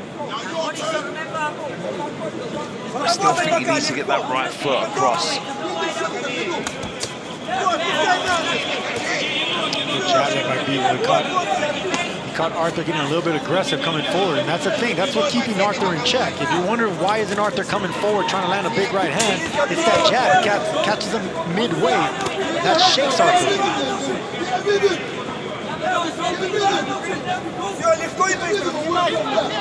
Conceivably, Bivol has won all 9 of the round so far. Do you think maybe one Chris Mannix, have you given one to Arthur? Not at this point. It's not that Lyndon Arthur is having these moments in some of these rounds. It's just that Dmitry Bivol is having more, and in my opinion, a lot more to win. Really stiff jabs, and now he's back to the right. Pounds his chest and 3 on Bivol, who obliges. And that's what we were talking about. Both these fighters have good jabs, but one has a great jab, and that's what's actually doing the damage right here with Lyndon Arthur. I told you what I was talking about earlier about putting pressure on the referee. When Bivol flight there, we saw the referee take 2 steps forward. He sees the face of Lyndon Arthur. He knows what the scores are likely like at this point. You've got to give the referee an opportunity to stop it. That's a good point. Yeah, it's flurry. You flurry against the ropes. You force the referee to take action. Even though nothing's landing cleanly, you're right. If it's a one-sided fight, a flurry of punches will actually make the referee stop the fight. We call that the Calzaghe. Joe Calzaghe, what You're going to stand up for your boy now? Yeah, in my opinion, the GOAT. He did. He picked up knockouts that way, though. Stop your foul, Peter Van that way. That's the only way I got stopped. Started winning some of those fights. He's still been a pound-for-pound talent, but he's been a very different fighter in the second half. You know, a lot of eyes on this card that maybe wouldn't watch boxing normally. They saw the hype, they saw the names. And after the performance of Daniel Dubois, I'm sure fans can't wait to see him back in the ring. Jai Opetaia can't wait to see him back in the ring. Are people looking at Bivol now going, I can't wait to see him back in the ring? Yeah, but look, I appreciate this as a boxing purist. I appreciate the skill that he shows. Maybe not for the armchair fan, for entertainment value. I understand the dramatic KO, the big finish, but there's so much to respect from what Bivol does. You know, he's a great technician, tactician, very, very good. But I think that's why you want to see more, because you know it's there. It's not like we're asking him to do something we know he can't. Right. It's there. It's in his locker. Go and show us. But the reason he's so good, the reason he's a pound-for-pound talent is because Bivol has discipline. Discipline has got him this far. If he breaks out of character just to make a few more fans or be a little bit more popular, that can cost him sometimes. I get what you guys are saying, man. You want, but will it cost him in this fight? Will it cost him right now in the 11th round when conceivably he's won all 10? Probably not. So yes, I'm playing devil's advocate a little bit, but I'm sure. I get you. In this case, I would say yes, especially when you're in front of this crowd. You're in front of the excellence. You want to put on a show. You want to put on a show for everybody. All eyes are on. Well, I think, look, he's boxing well. You know, we're seeing every single shot in his artillery. He's in control. Whenever he does start to really force the pace, it looks a real joy to watch. The only question is we want to see more of that. Well, you saw Daniel Dubois, who was very much ahead of Big Baby Miller, but in that last round, he went for the gusto with 8 seconds left, got the finish. That's a good point. Let's see if Bivol can do the same. Still some time to go. Because not all wins are created equal, right? Like, there's a difference between a spectacular win and what's looking more and more like a decision. Keep in mind, Bivol was listed as a 25-1 favorite. He was expected to dominate this. The only question was, can he get the finish? And right now, he's starting to land some power punches. This is good work. Is he going to let Bivol work? Is he going to let Arthur off the ropes? Body shot sends Arthur down. And that's what I've been calling for, the body shots. Sometimes when you can't get the headshot, go downstairs. That's exactly how Anthony York stopped him. Step in. Hey, the more Bivol opens up, the more opportunities for Lyndon Arthur to maybe score something spectacular himself. Could you imagine? I can't imagine. Arthur fans are certainly hoping that's the case. The referee taking a close look.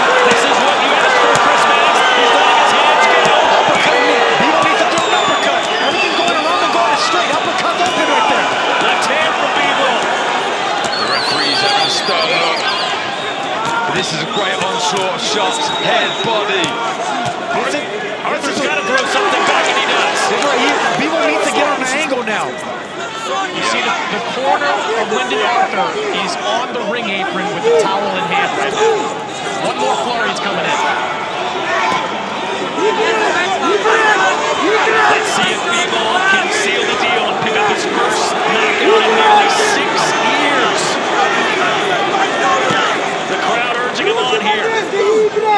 Every fight tonight has ended by KO. You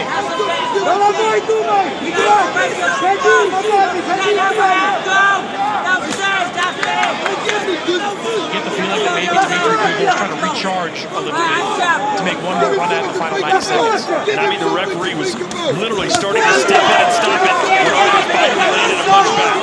Huge respect to Arthur.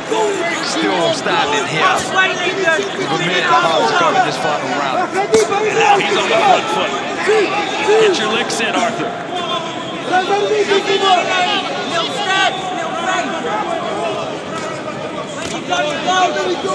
Well, he's recovered pretty well. He looked like he was in real trouble.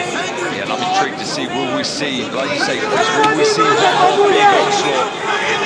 One more big flurry of shots to come from Bivol.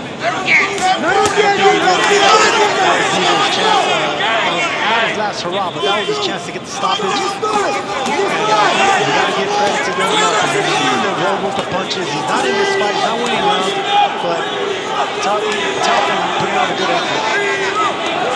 Nice jab from Bivol, trying to catch him with the left hook as well. Closing in on 30 seconds to go here in the final round. Our last fight ended with 8 seconds left. Can Bivol do something similar here?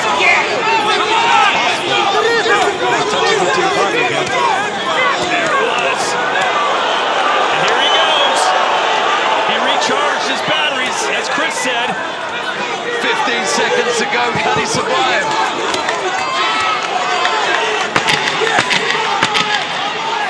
Well, Bivol slugging out at the bell. And Lyndon Arthur, to his credit, is going to go 12 full rounds with one of the best pound-for-pound fighters in the game. Ladies and gentlemen, after 12 rounds of boxing, we go to the judges' scorecards.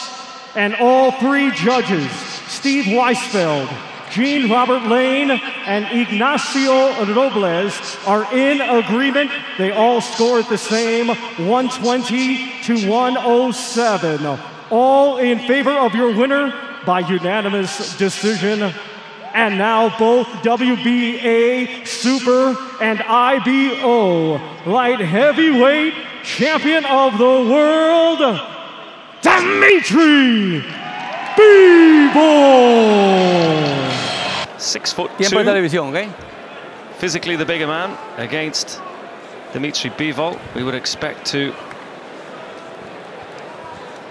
be the more talented of the two, but of course, doesn't always go that way. And what does Castillo have to offer? Is this excellent campaigner, Dmitry Bivol.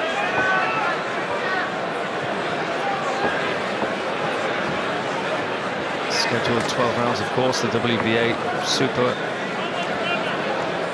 light heavyweight title on the line, elevated to super status.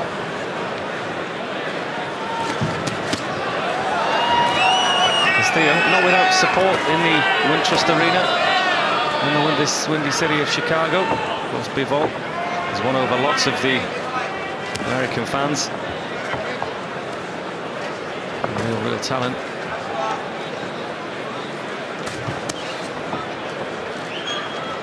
You can see the clear advantages in height and reach that he has over Bivol.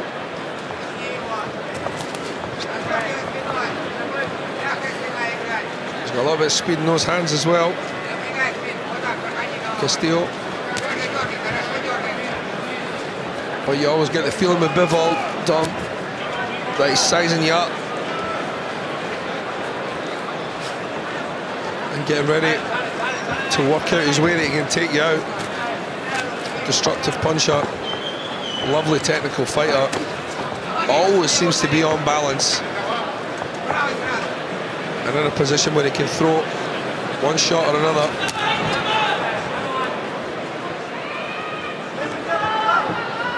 Again, uses his feet well, always has his opponent mentally drained, if you like. Yeah, he sure does, yeah. Where he's going next, where he's going to move you to. Quite a precise counter puncher as well, which he does on the attack.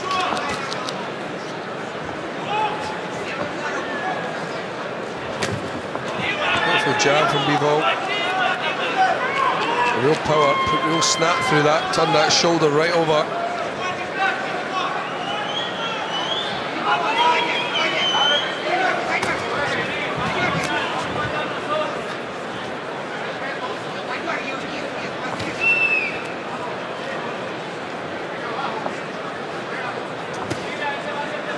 Bivol very familiar, of course, to US soil.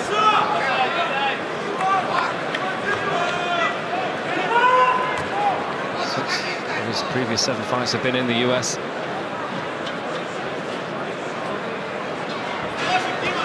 the home from home now. He's fought more times on US soil than in Russia.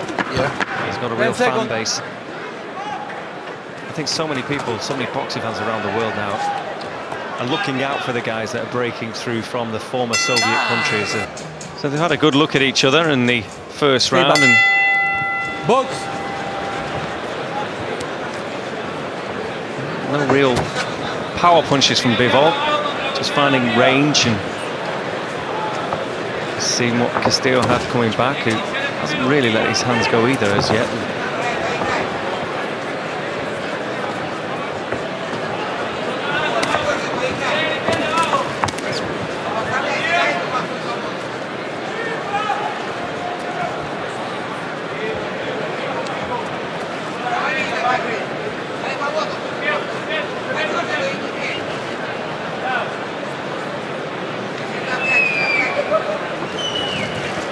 Yep, very much still a feeling out process here, Dom.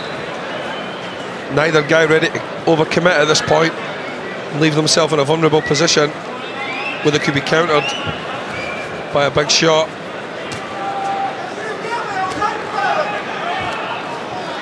Very much jab for jab.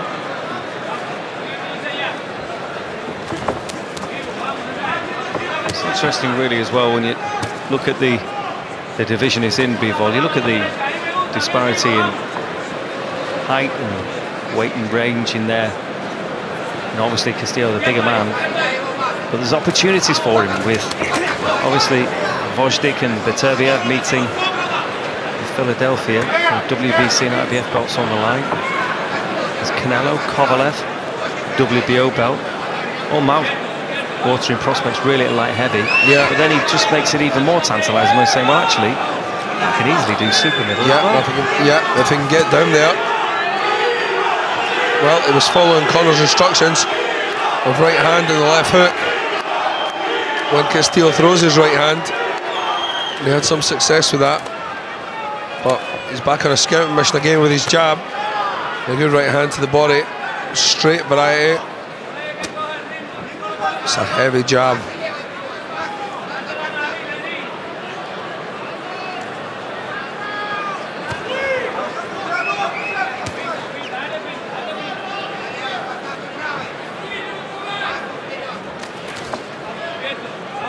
And again, mixing up the jab very well. Into my jab, a left hook and a right hand. He's got the punch variety, but he's taking his time in his approach.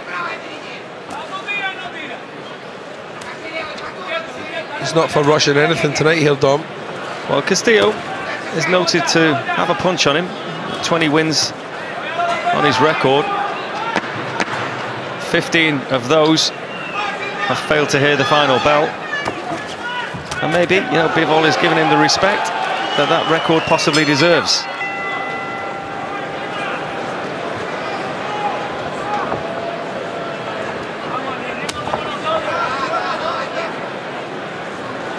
Jab still the first weapon that Bivol relies on, still snapping that out. It's the most important punch in boxing, Dom, for me. If you want to be a great fighter, you need to have a good jab.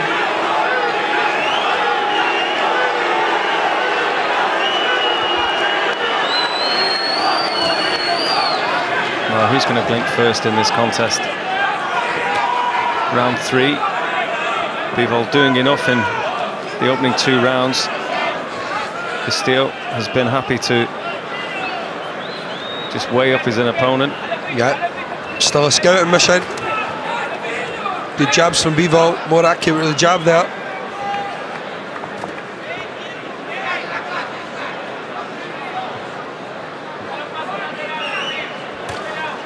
Good jab from Bivol, stiff, solid jab.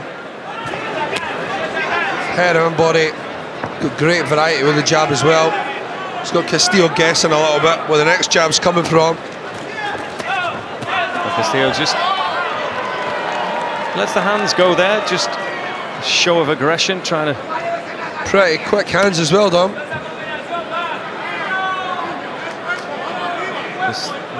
Castillo is edging forward, but Bivol, we haven't seen much from the right hand. We know can do an awful lot of damage. Still using that jab to good effect.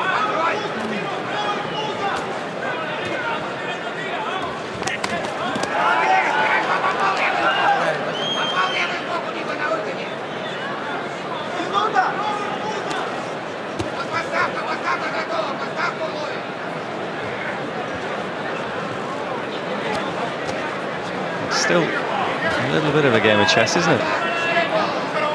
Yeah, no, it's not a little bit of a game of chess, it's a big game of chess.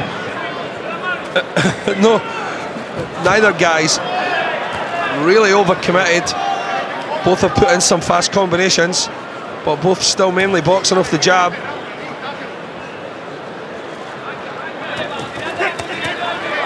Now a little flurry of engagement. Yeah.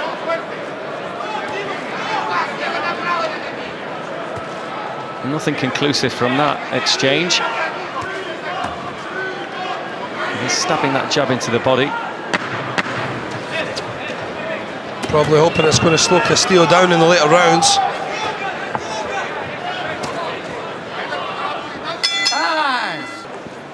We expect this contest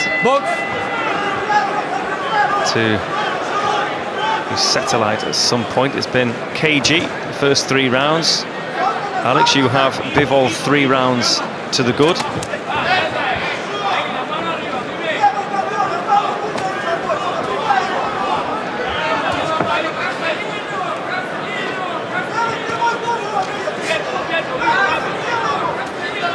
Yep, round 4 started much the same as the previous rounds. You can see Castillo's ability and his hand speed. And he does look quite comfortable in there. Possibly just looking for the right opportunity to let his hands go. A jab, pull, counter jab from Castillo. What do you do if you're Bivol, though? You're expected to be the aggressor in there, if you like. You're the champion, or maybe it's for the champion to let the challenger be the aggressor. Of course, I mean, I do like what he's doing. He's working everything behind that good jab, which is super important for Bivol at this stage of his career.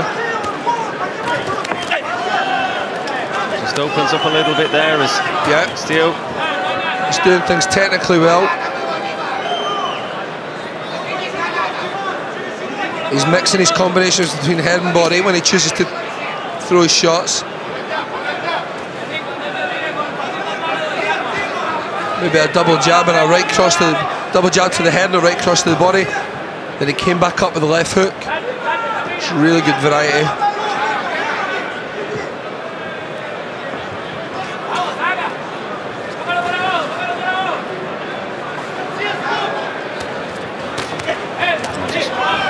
Again, working head and body well. Bivol sending a hook to the left-hand side of the torso of Castillo.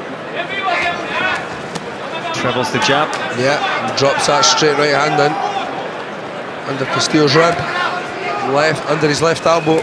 Right into the rib. Castillo, he's just done there. He's shown bursts, but nothing really troubled Bivol yet. He's not been taken out of his rhythm or comfort zone. No.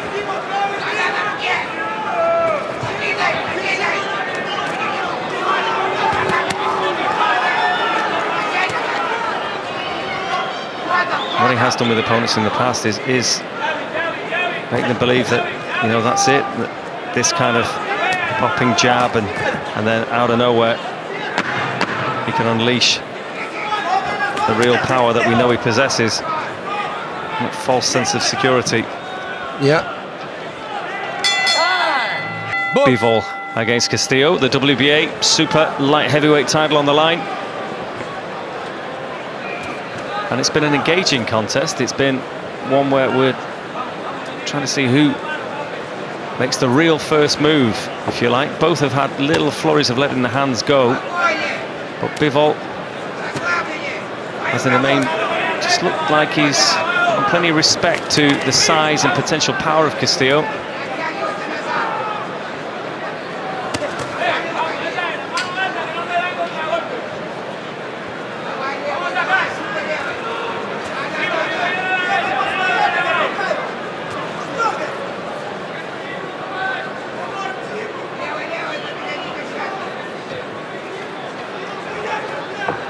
Both still sizing each other up. Yeah, still. It's been a long courtship, really, this one, hasn't it? Yeah, it really has, yeah. Oh, good body shot from Bivol there. Started off with a left hook to the head and quickly switched to the body. But yeah, it has been, yeah. It's not exactly caught fire yet. But you know what you're watching. Two very gifted technical boxers. A good high guard from Castillo, catching the jab.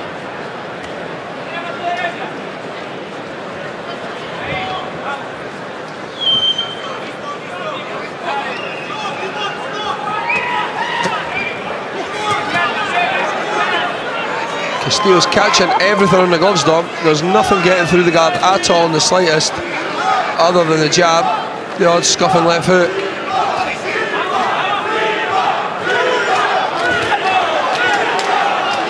Castillo just a little smile at Bivol.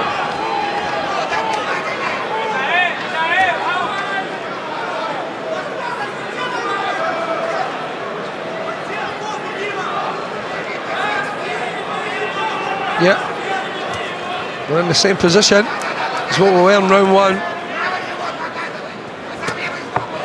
Well, there were many that thought that Bivol would come out and just blast this fella away.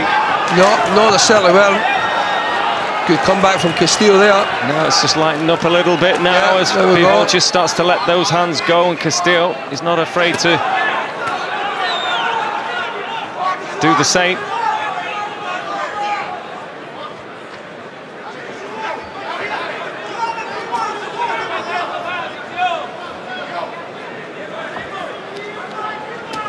Most of his career in the Dominican Republic and the US. Yeah.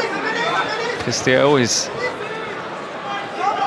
travelled around the States. Good boxing there from Bivol. Lovely, neat boxing. Jab, pull the counter, come back with your 1-2, and he was gone again. Good nod of respect between the pair of them, and here's Chaz Witherspoon getting ready for this daunting challenge against Alexander Usyk. Or can he completely spoil the party in Usyk's first heavyweight contest? Witherspoon, who was in the ring back in March in Atlantic City. Santander Silgado, the opponent, who retired. Prior to that, he was a year out of action. Prior to that, a couple of years out of action. So you could say he's been very inactive with a spoon. But Usyk himself's had a long layoff of nearly a year. So many questions about to be answered, we hope. As it is, another question is Dmitry Bivol. And to show us why he's the arguably most highly regarded of the light heavyweights. Of course, there are others in there, the likes of Beterbiev and Bostick. Kovalev, of course. That little matter of Canelo coming up.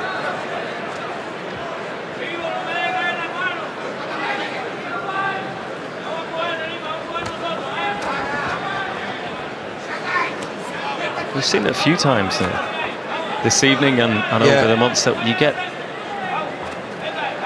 the huge talent, if you like, the overwhelming favourite against somebody that isn't meant to be too much of an issue. Yeah, and it then just does not work out. It doesn't work out like that, yeah. Oh, huge shot!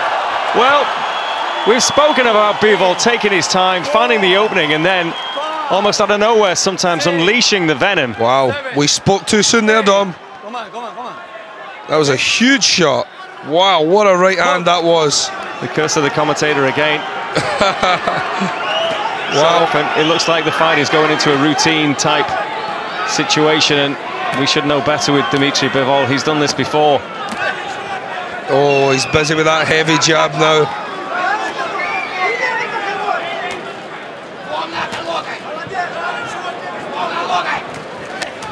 And again, just times those counters as Castillo, who again got up clear-eyed and was smiling as if to say, yep, you got me, but there was no confusion, and comes back and tries to put some weight behind the shots and have a little chat in there as well. Well, this one now is turning into the kind of contest that we had hoped, and Castillo comes back and good hooks to the head.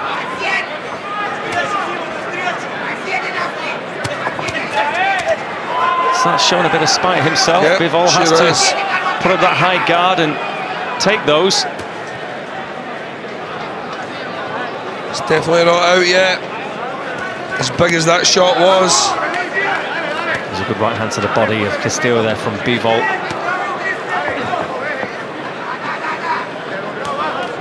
It's the poker face of Bivol as much as anything. You never know. He never shows anything. You don't know when it's coming.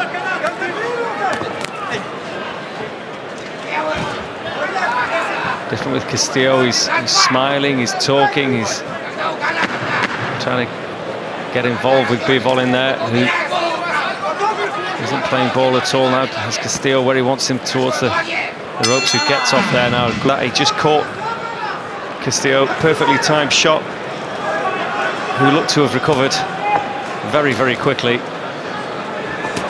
What will we see from Bivol now as he gets that jab going again? Such a heavy jab.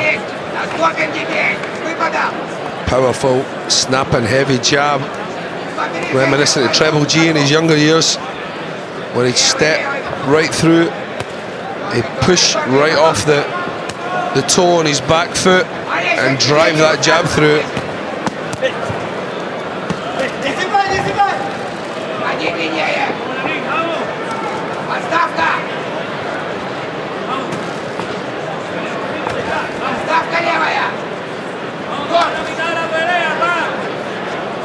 Back to temporarily the chess game. I spoke too soon last time.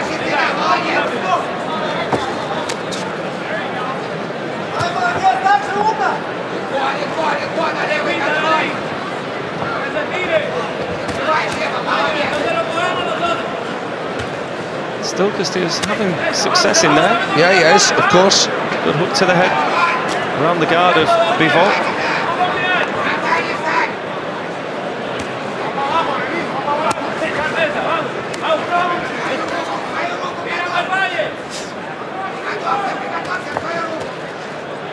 Nice jabbing from Bivol there.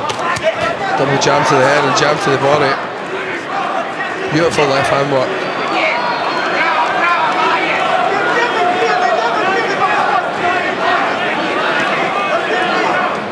Good snappy work from Bivol, but there is power coming back from Castillo as well. Yeah.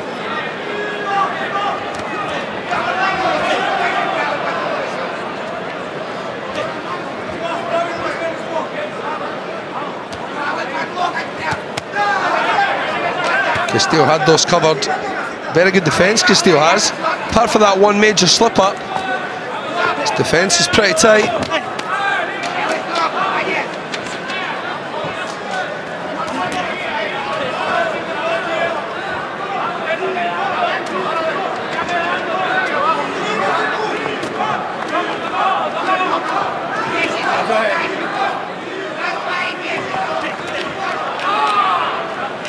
Castillo trying to box on the front foot.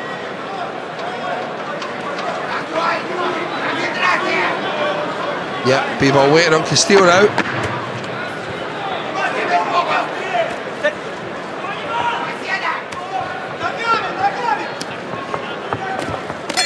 Gets the jab through.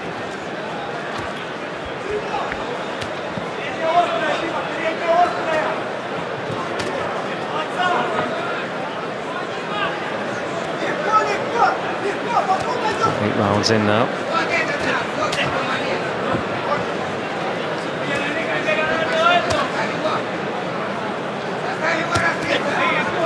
Bivol can afford no slip-ups. He wants to be ringside for the Vojde Beterbiev fight. Again, that would be fabulous unification if, and it's if Bivol gets through his night's work, which he's expected to. Yep. But it's not been easy. He's putting that jab right through the guard now of Castillo as well.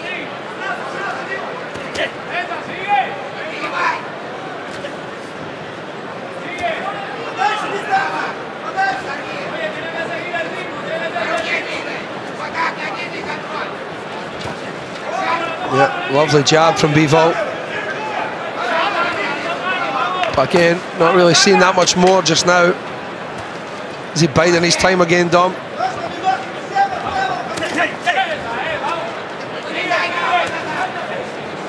Leaving himself, yeah, in a position where he can. Oh, that's a good shot, Dom. Big left hook. You were going to say you can see that left hook, can you? You can see an opening. Yeah. It's just trying to find a way in, isn't it? Castillo's defence is pretty tight. Tries to pin him there in the ropes and rough up the slightly smaller man, but Bivol's quite happy to sit there. Good work from Castillo now. I think Bivol took most of those shots on the gloves. The guard was good, but again, confidence booster for Castillo. Yeah, sure is. Complaining about the back of the head. Yeah, he was turned there as well. A lot of touches from Bivol. Touch, shot, shoot the heavy jab through it. Oh, good right hand to the body. Bivol, fast hands.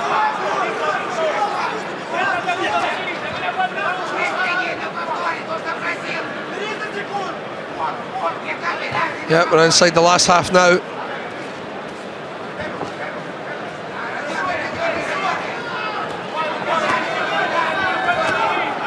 Well, just stepping up the urgency at the end of the round, Bivol. Making sure that's the last thing the judges remember. Get a few cheeky shots in, win the round. Box. And big they are.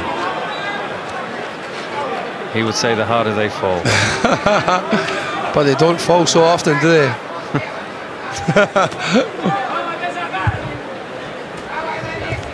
Although Andy Ruiz would disagree with us.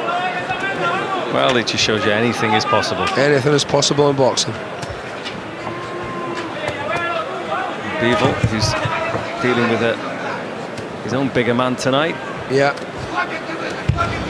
And boxing, although we want to see the thrills and spills as he opens up a little bit now and just unloads a bit on Castillo and just looks like he's sparked into life. Castillo, though, smiles, as if to say, I'll have a bit of that. Wasn't that nice to watch?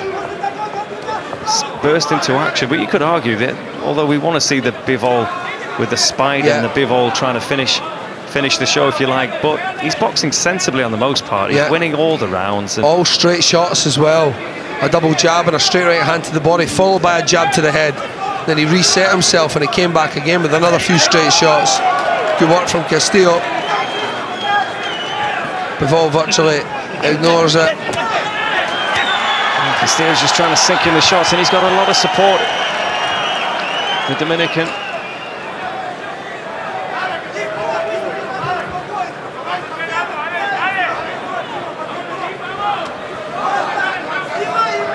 Yeah, good job from Bivol again. Good right hand at the body. And he just takes the left. Yeah, as he goes back. He's getting out of that.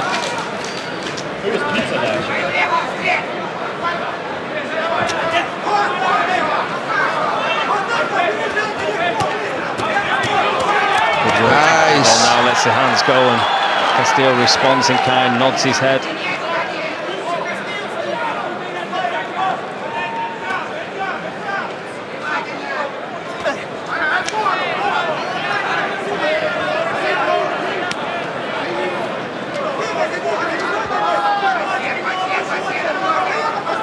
Almost inside the last half now. Let's see if any of these lads are going to finish this round big to steal it. Very close round. But I do have Bivol up. Just a little bit more punches, a little bit more thought.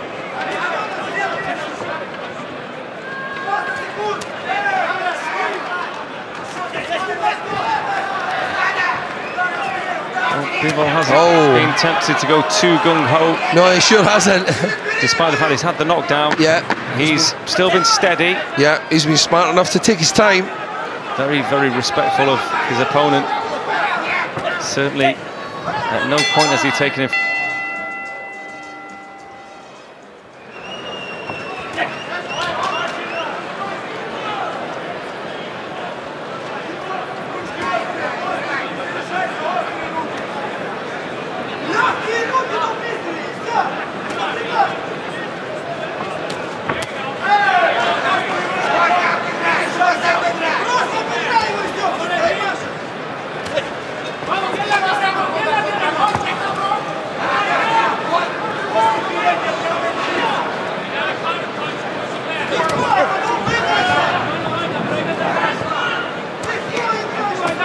Jab out again, doubles it. Bivol, Castillo. Just takes a couple on the gloves, comes back. 1-2, tries to go, but good work from Bivol just to counter that attack from Castillo. Just doing enough to stay ahead, isn't he? Just keeps himself ahead. Kept himself ahead throughout for me with that jab and that ring generalship that he's showing so well. Well, I think the stats will show that the jab has been the difference between the two men in terms of punches landed, and now Bivol is just forced back a bit. He comes off the ropes and again lets those hands go.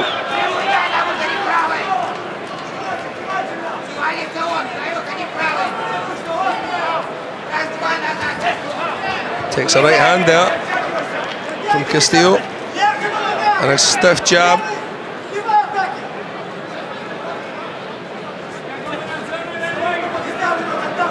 Castillo looking for more now. He's had a little bit of success there.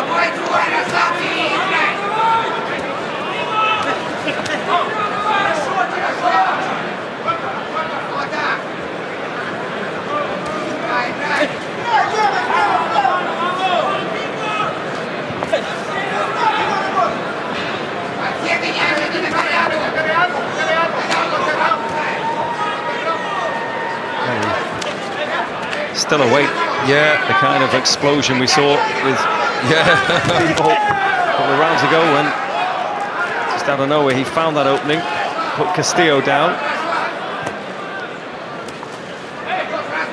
He's reverted to doing what he needs to take the rounds rather than look for anything. Some nice boxing though. Yeah. Oh, some lovely boxing from Bivol. Using his feet really well to get in and out of range as well. Lovely feet work. You'd think he was a good amateur. Yeah, been pretty tough. He's a big lump of a lad. Quite sure it was nice to eat a little bit more fuel throughout his training camp to help him work harder and prepare for these big lads. Oh, and the tantalising thing is, of course, has it made him stronger, more powerful? Has he lost any of his speed, any of his movement? Will he? He said all along he won't. There's no intention of taking away the qualities that have got him where he managed to reach in that spectacular cruiserweight campaign. And this spectacular character, Bivol, who's shown flashes of his brilliance tonight, shown that he's got this exceptional jab and he's managed to keep the much bigger Lenin Castillo at bay for the most part. He's put him down on the canvas as well. but he hasn't gone for the big showstopper.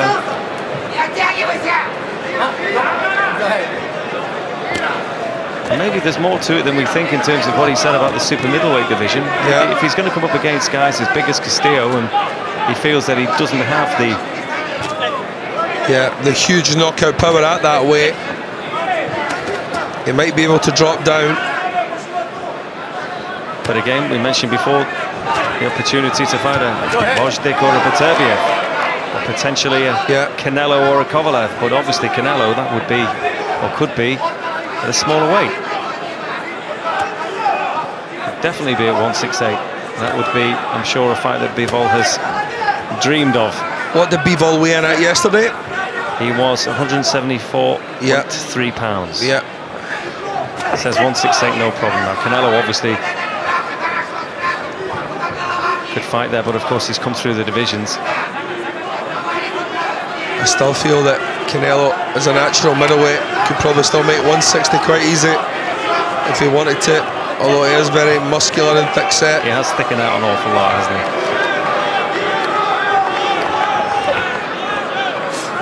And certainly Bivol just doesn't have that kind, you know, he's got quite a slender frame, really, light heavy. Yeah, he sure has. Oh, big right hand from Bivol there. Oh, and again, let's see if he's going to step on top of it again. Gets in and out, uses the feet he uses those well. feet so well, doesn't he?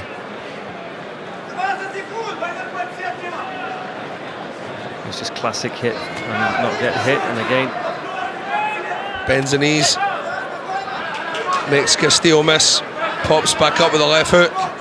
Little feint from Bivol, showing all the moves. Good right hand. Maybe he takes a scuffing left hook counter. In my opinion, and probably on every judge's scorecard. Well, it has been a performance that does suggest no chances, unnecessary chances should be taken when there are those golden carrots that we mentioned on the horizon for him.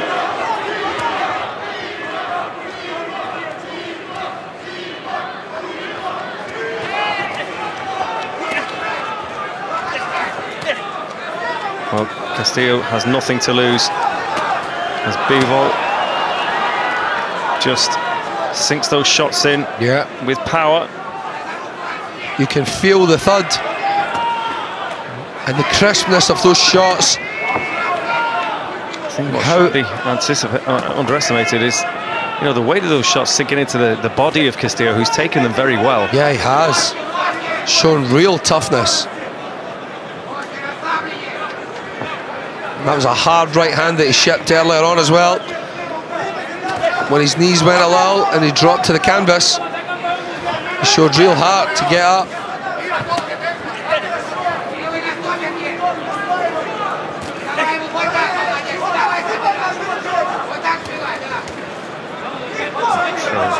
Jab there from Bivol. Yeah, treble jab. In the 12th round. Testament to his fitness. His brain's still working very well as well, Dom. Able to time Castillo's jab with a sharp right hand counter over the top. It's a surprise, really. He doesn't have a left arm like Popeye. He's used that so much all night. Oh, really impressed by Bivol again. He's been the standout fighter thus far tonight. I don't know about you, but for me, certainly. Well, he's certainly one for the purists, isn't he? Oh, he really is, yeah. He's not going to stand there and slug it out and take silly shots. He's going to box, and that's what he does so beautifully. You can show the kids in the gym this guy, and they can learn from him. Great balance, great stance, a beautiful jab. Mixes it up very well. Great feet work. In and out of range with ease. Doesn't waste a shot unless he's pretty confident it's going to land. Still bouncing around beautifully, isn't he? And again, 15 rounds wouldn't have been a problem for this guy, Dom. Well, fitness is clearly no issue with Bivol. Supreme athlete. Again, it's as if it was round one, really, the way he's moving, the way he's throwing that jab and Castillo deserves credit as well as he takes a right hand there and on his way in. Bivol just spins around, pivots, and back again he goes. Lovely end to the fight. Beautiful stuff. Gentlemen, after 12 rounds of action here in Chicago, we go to the judges' score totals. Nelson Vasquez, 120 to 107. Mike Fitzgerald and Javier Alvarez both scored the bout, 119 to 108. All three for your winner by unanimous decision. And still, the undefeated WBA light heavyweight champion of the world, Dmitry Bivol. Obey my commands. God bless you both. Touch up.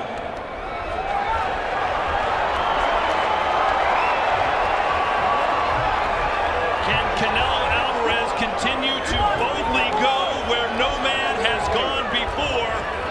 Or is he about to run into a 175-pound stop sign in the undefeated light heavyweight champion of the world in Dmitry Bivol? Here we go, 12 rounds, Las Vegas, Nevada.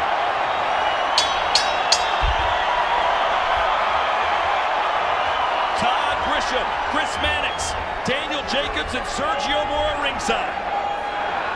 What's the key here in the first round, Sergio? First round is to get past that jab, that shotgun jab of Bivol. How is he going to be able to break that distance that Bivol keeps so well?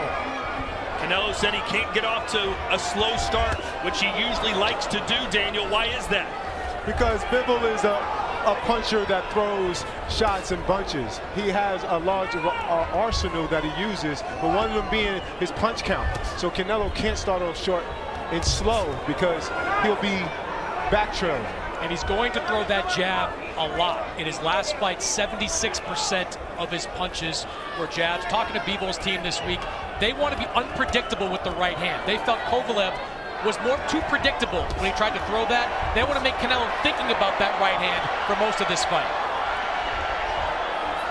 Canelo trying to come around the guard, the high guard of Bivol right now with lefts and right hooks. Tight guard being shown here by Canelo. Same tight guard that he had in front of Kovalev, like Mannix said. So that jab will be effective, even if it's just touching those gloves. Bivol's never been down. 11 KOs, 19 wins. Of course, Canelo has never been knocked down either. Left hand off the top of the head from Alvarez. There's that right hand stabbing jab downstairs. I want to see more body shots.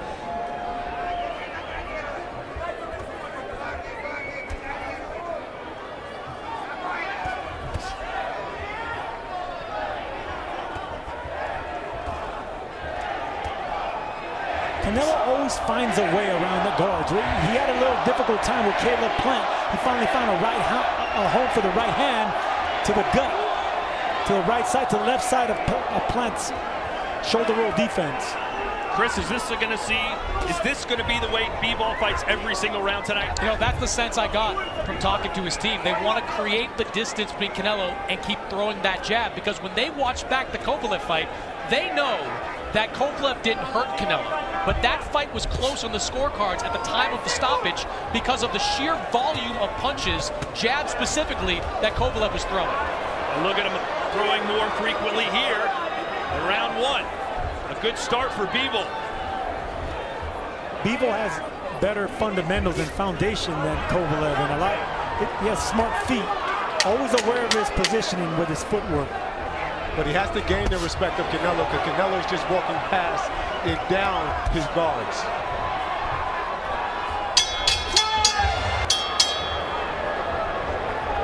So we're off and running. Round two here between Bivol and Canelo. As expected, Bivol has showered jabs onto Alvarez. There's more of them. Canelo doing a good job blocking those, but they're always there, Sergio. Yeah, but he hasn't let go of that right hand yet. I want to see how Canelo's going to react with the strength of that right hand, whether it's to the chin or to the body, because Bivol does throw a nice piercing right hand to the body as well. So right at the end of the first round, at the start of the second round, Canelo trying to sneak that uppercut on the inside. Keep an eye on that moving forward.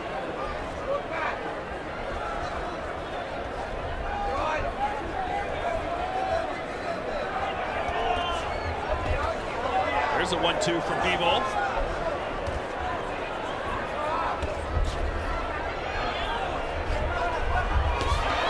There's an uppercut again that just misses. You can hear the crowd respond to that.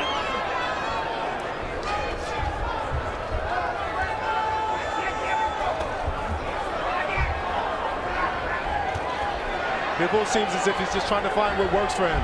He's tapping them, trying to find the range, trying to see what punches he can land comfortably.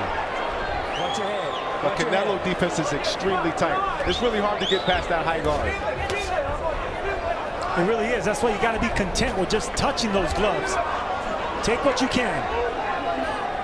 And we saw Canelo Alvarez against Callum Smith constantly hit his arms. Do you think Alvarez might try to do the same to Bivol to stop the jab? Yeah, in that first round, I noticed Canelo was landing to the left shoulder, and so maybe he wants to tire out those shoulders as well. Keep aiming at those biceps. Oh, that snuck through, caught the chin a little bit for Canelo.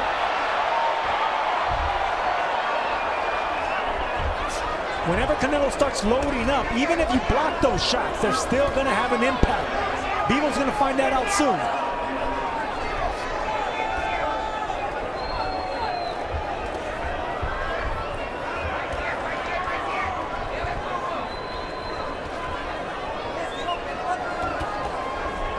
No, don't push him, don't push him. Look at Bivol trying to be the boss. And this is what Bivol has to do. Even if he makes it a little bit ugly, pushing him, leaning on him, he has to be aggressive. He has to make it uncomfortable for Canelo. And Daniel, we talk about Canelo having such great power. Is this more power than Bivol's used to, considering he's the heavier fighter? I would say so. Canelo is definitely a jam-packed type of power fighter. And so his punches has a lot of thump behind him, including speed. This might be a little bit different than what Bivol's experienced before. Swing and a miss with the left hook by Canelo. Well, Chris, he wanted to fight a light heavyweight, and Dmitry Bivol looks the part so far. Yeah, Dmitry Bivol looks sharp in these early rounds. He clearly has a good game plan, and he is throwing that right hand a little bit more than I expected him to early on. There's that right hand to the body. That's a sneaky power punch by Bivol that sets up the right hand upstairs. I want to see more punches like that for Canelo. Not many opponents throw body shots at Canelo. There's another uppercut trying to split the guard for Alvarez. But you can see when Bivol throws the 1-2s like this, he is scoring. And these are bothering Canelo, Daniel. And you could, excuse me, Daniel. You can see the forehead of Canelo getting reddened as well. So those jabs and those punches, even though they're not a lot of power behind them, they're still having an effect. That left goes around the guard of Bivol. He's keeping that hand up high because he has to.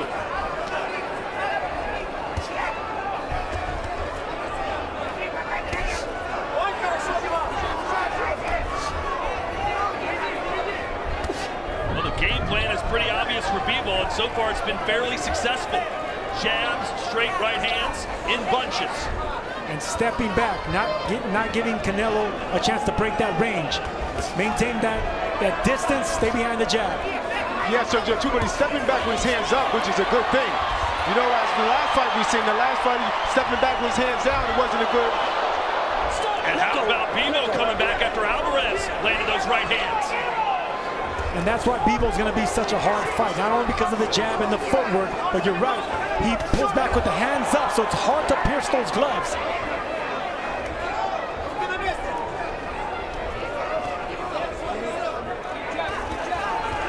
Again, a flurry from Bivol. And there was a conversation, Chris, all week long. Can Bivol win a decision over Canelo in Vegas? Watch your head! I think he can if he throws punches like this.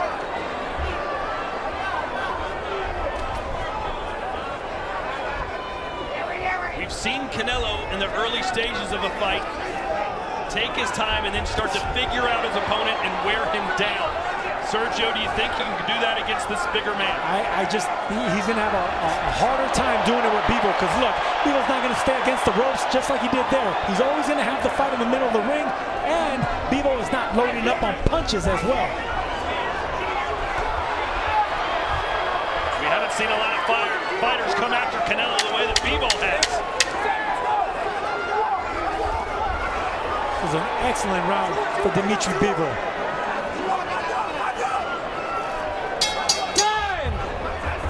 So a good start for Dmitry Bivol as we begin round 4.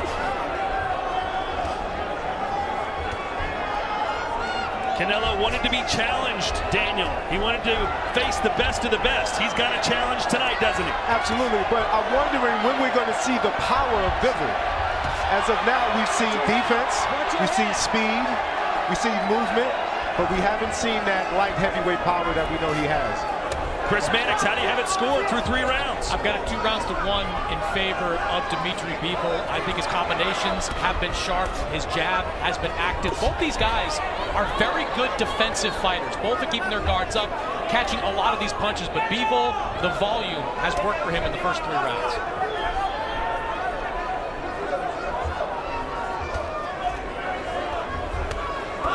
I like that nice right hand. Yeah, right hand to the body. You don't see, as you mentioned, a lot of fighters go to Canelo's body. Bivol is doing it here and going back upstairs as well. Bivol's not much of a body puncher, but it's that right hand right there that does enough work, and it sets up all the punches upstairs afterwards. Bivol doing a pretty good job defending that right hand of Canelo, although it has scored at times. And Bivol doing a great job backing up, not letting Canelo plant his feet, staying off the ropes, just like that. His back's touch the ropes, he's moving laterally.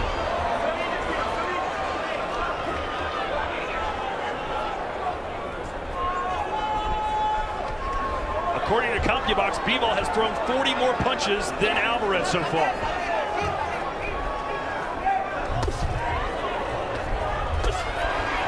Canelo's sitting down on those right hands.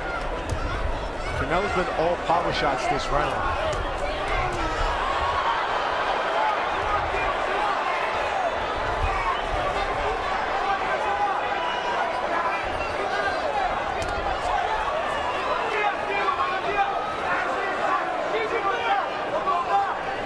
Canelo trying to bait Bivol into opening up a little bit? I think he is. I believe he is, because he's not having no success backing up Bivol and trying to punch through the guard. So now he's trying to play possum a little bit and try to get Bivol to get overconfident. But not going to happen. I mean, that's not his game plan. That's not Bivol's strategy.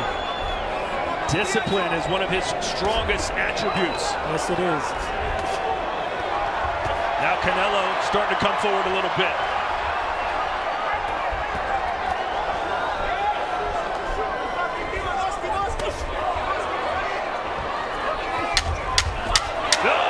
Massive uppercut thrown there from Alvarez.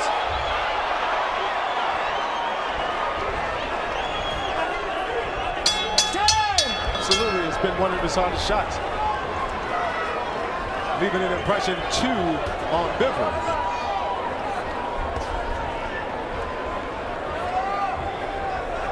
Well, I think through 4 full rounds, it's pretty apparent that this is not going to be a walk in the park for Canelo Alvarez, who's a 5-1 favorite according to the odd makers here in Vegas.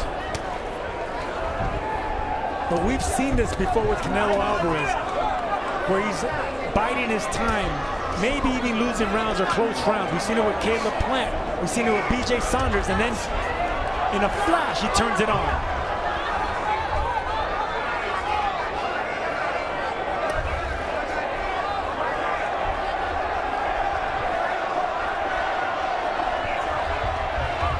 Last round, it was Bivol who was coming forward. Start of the 5th, it's Canelo.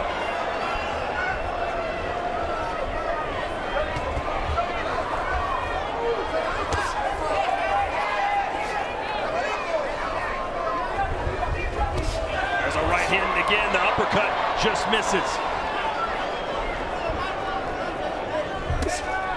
Bivol not throwing back as much this round. Yeah, Canelo is making a point to win this round and back up Bivol, make him feel his power. Those are big right hooks, overhand rights being landed by Canelo. Oh, look at Bivol. Look at him go. Oh, my word, Bivol. And Canelo wants more of it.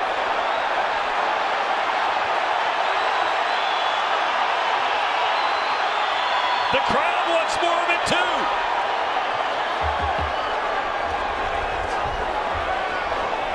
Is that frustration from Canelo? No, I just think that's discipline by Bivol. I mean, he landed his shots, got the crowd going, landed his points, then he went back on control. That's what he does so well. He stays in control. No emotion from Bivol. He's a boxing robot in there.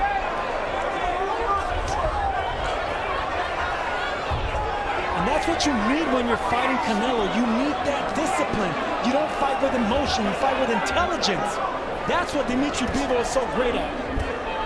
What do you make of his demeanor so far, Daniel? Bivol's demeanor to me seems as if he's just trying to weather the storm right now because Canelo is putting on an onslaught. And so maybe he's trying to just patiently wait, maybe let Canelo die down a few.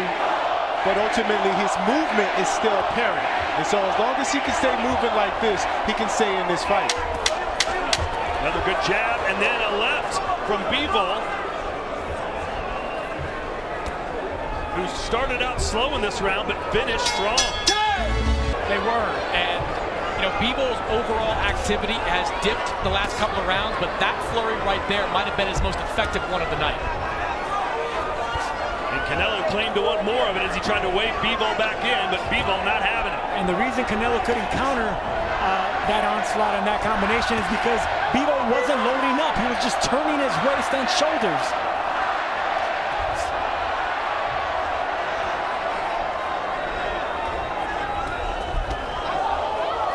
Finishing off with a straight right hand is Bivol, and again he connects. Very impressive stuff by Bivol.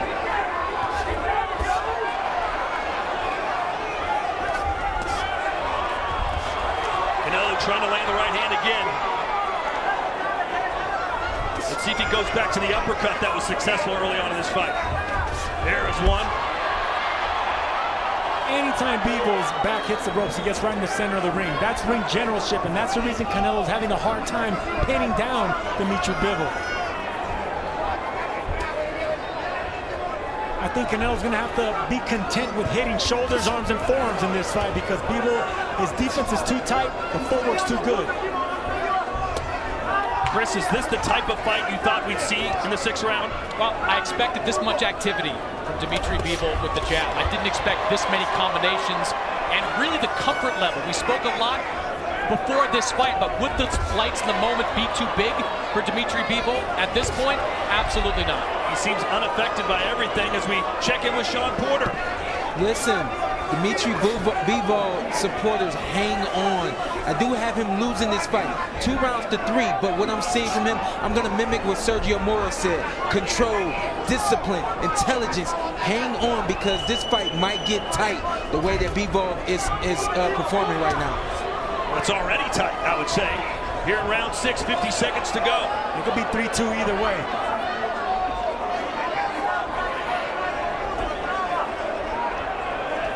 Canelo content to lay against the ropes, hoping he can counter Bivol.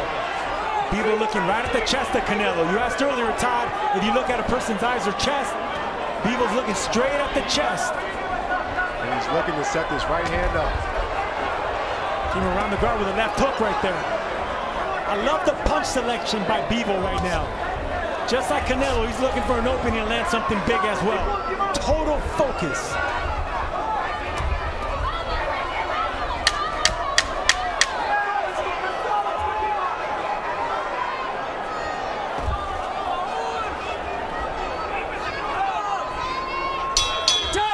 Right now on Canelo. I don't see much fatigue. I see Canelo coming forward, but I do start to see Canelo's face starting to take some shots and starting to swell up a little bit. You start to see a little bit of red here and there from Bivol staying as sharp as he is. I see the same thing, and I might even throw a little frustration on Canelo's part. If you look both at their faces, Bivol's the one that looks calm and collected with the poker face. Canelo's showing a little bit of frustration. We know Canelo can turn things around in a snap.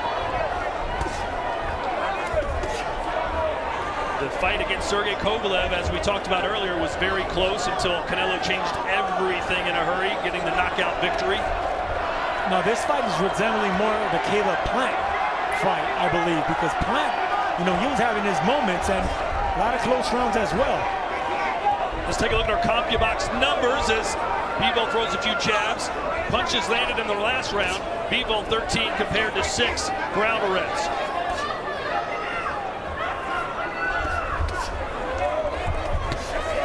There you go, see? Aiming at the arm, the left arm of Bivol now. It's readying. That's exactly the game plan that Canelo had against Callum Smith. Do you think this strategy would work against Canelo? Bivol, excuse me. Trying to break him down, his arms, all these different things. Do you think that'll work? You know what? We're going to find out, Daniel, because right now he has to be satisfied hitting something. True.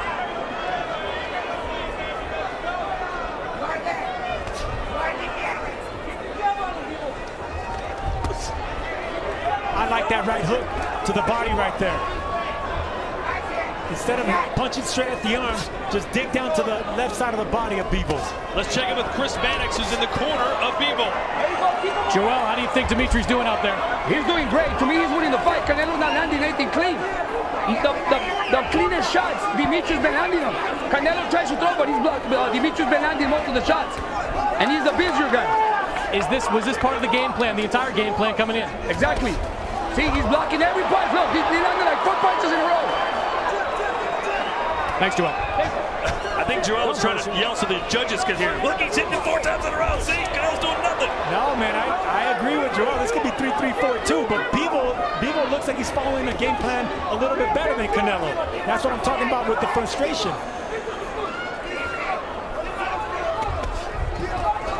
One thing I've noticed too is how Bivol is able to take the shots of Canelo. Even the arm shots, even the close shot, the shots that graze him. He's able to almost seem as if he's not bothered. And that's because he's been in with big, destructive punchers like Joe Smith and others. Bruising and redness on the face of Canelo Alvarez. Bivol looks much better, at least physically right now. Just a moment ago, both of you said, hey, this could be tied, maybe Bivol by a round. There's some that probably say, wait a minute, Bivol's probably winning this 6-1, 5-2. I wouldn't go that far either, but yeah, it's a close fight, and I will edge out Bivol. Let's see what Chris Mannix thinks. I've got it 68-65 in favor of Dmitry Bivol. That jab is being used flawlessly as a weapon. Bivol is throwing combinations. He's landing. He's having more success landing punches than really anyone I've seen since Gennady Golovkin back in 2017-18. And he just did so there. It's the 1-2 combination for Bivol, and it's been finding its mark most of the night. Anybody that will tell you how Bivol will win this fight, this is how he'll do it. With the 1-2s, backing Canelo up, moving in circles, staying off the ropes, Bivol is doing exactly what he needs to do to win this fight. Jess McCaskill, how do you have it? I think Bivol is really pulling it off here. The CompuBox numbers say it all. It's not just that Bivol is giving us great combinations, but he's stopping Canelo from throwing. So if Canelo doesn't have an output, he's not going to dominate this fight. Look at that left hook from Bivol, who's now pushing forward like he hasn't done in a while. And the Russian is bullying Canelo against the ropes, pushing him, punching at him, not giving up, not stepping back. Yeah, it seems as if the tides have switched for me. How about this? Bivol has landed double-digit punches in every single round. Canelo has not landed double-digit punches in any round.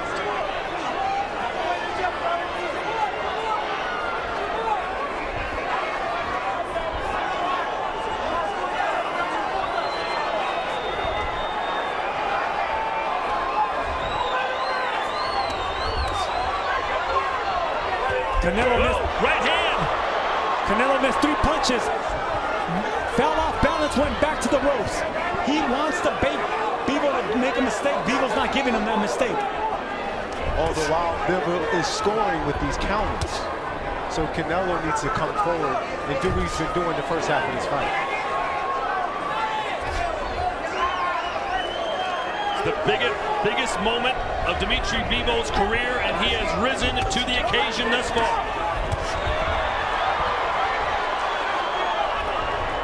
Let him go. Stop.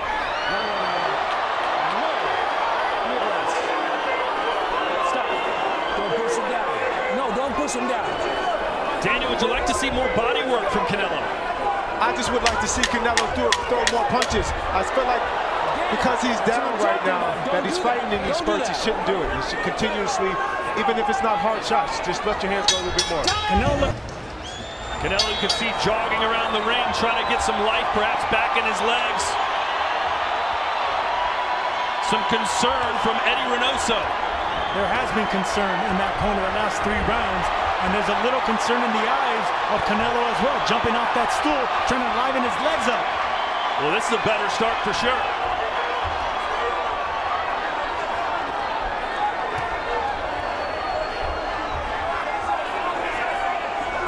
Has Canelo finally met his match? The live odds, believe it or not, still have Canelo as the favorite. The bookmakers think Canelo's going to turn the heat up here over the last few rounds. And history proves that it's hard to win a decision against Canelo in Vegas. Golovkin came up short twice. A lot of people felt Caleb Plant was having success. The judges disagreed. Even Floyd Mayweather, when he fought him, one judge had it a draw. Exactly.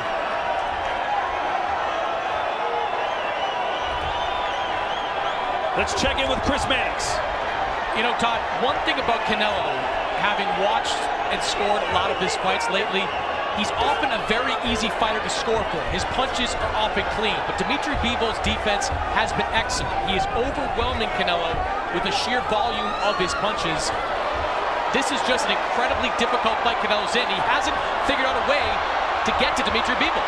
But Bivol has found a way to get to Canelo. And the reason he's finding a way is because it's his footwork. He doesn't smother himself coming in. And then when Canelo wants to attack, he bounces back, steps back, still punching. Now it's starting to look to me that Canelo bit off just a little bit more than he can chew.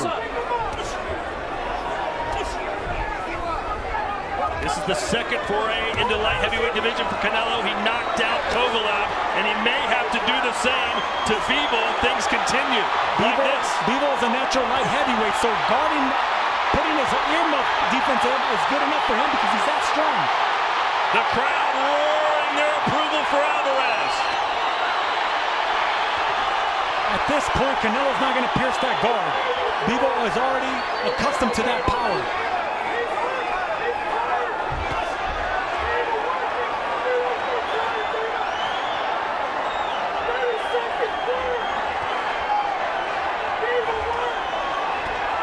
You can hear Dmitry Bivol's corner screaming at him, 30 seconds, work. They want to assure this victory. Well, this is a much better round for Canelo. And that's why they're screaming at Bivol to work. Nothing's really landed, but Canelo's definitely punching more and punching at the guard of Bivol, which is what he's going to have to do to win these rounds.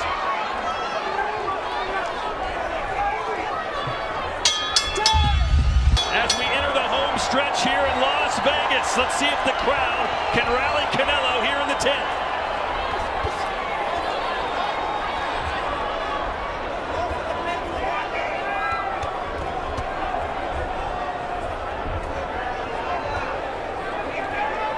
Three rounds to go. Bivol having the performance of his life so far. Jab. And Sergio Bivol just doesn't even look too bothered, does he? He's just calm. He's calm and relaxed, and then that's the reason he's having so much success. And then goes back to that power jab. He gets his work in, pulls out with his footwork, pops him with that jab. We asked Bivol during the fighter meetings, do you think you can win a decision in Las Vegas? He said, you know what? If I feel like I won, that'll be good enough for me. I don't worry about the judges. Not sure he would feel that way right now, but we shall see. And look at the punches through round 9. My word, 110 to 61.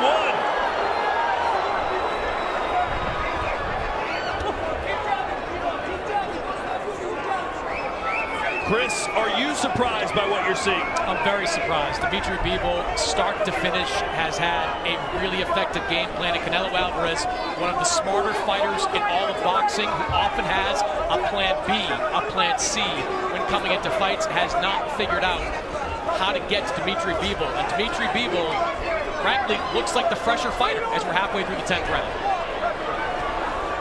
Well, Canelo told us how much respect he had for Bivol, and told us how good he thought Bivol is. And Canelo was right. And Todd, this looks in many ways like the first Golovkin fight, where Canelo's fighting off the ropes, off his back foot a lot. He managed to come away with a disputed draw in that fight, but Bivol, he looks like he's winning it. Counter right hand snaps the jaw. Doesn't look like he's winning it. He's winning this fight. Daniel, what should Canelo be doing differently? I feel like Canelo should be taking it a little bit more seriously. It's good to slip punches, it's good to look good defensively, but when you're down, and I feel like he knows it's a large possibility he may be down, he got to do something better. He got to step it up. I think this is a fight where Canelo's heavy feet, I mean, it benefits him to keep his feet planted because he's so explosive. But when you're dealing with a technician with good footwork like Bivol, you're going to have to step up your footwork. Well, Canelo is chasing greatness by being in this division, and he's going to have to be great the rest of the way to win this.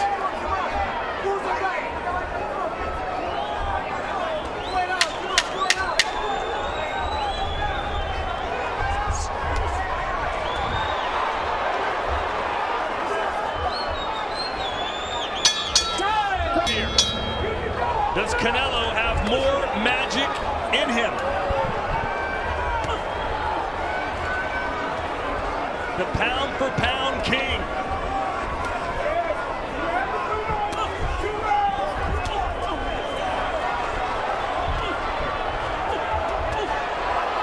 Canelo trying to get inside and work. Let's check it with Jessica McCaskill. We are seeing some major fatigue here from Canelo. We see his arms up in the corner between rounds. That usually shows that the fighter is fatigued. I don't know if it's the vegan diet. I don't know if it's the pressure that Bivol is putting on and him obviously coming up in weight class. But Bivol looks very unbothered. He's even getting closer to Canelo here, letting himself be in Canelo's range, maybe because he's seeing less of power from Canelo. A right hand scores for Bivol. Let's check in with Chris Mannix's scorecard. Yeah, I've got Dmitry Bivol in complete control despite, at the moment, 97-93 on my scorecard. Canelo Alvarez will either need a couple of knockdowns or knockout to win this fight. Mannix, how does the judges panel look here tonight? Are you confident they'll get it right? I'll say this, it's one of the best judging panels you can ask for. Tim Cheatham, Dave Moretti, Steve Weisfeld, who I consider the gold standard when it comes to boxing judges. These are the best, some of the best in all of boxing.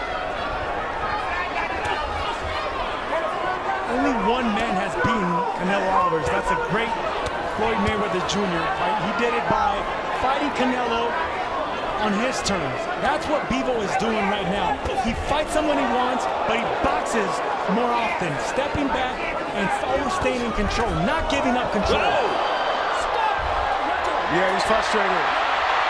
With acts like this, Canelo is definitely frustrated. He's been frustrated. Let's go. Let's go. Let's go.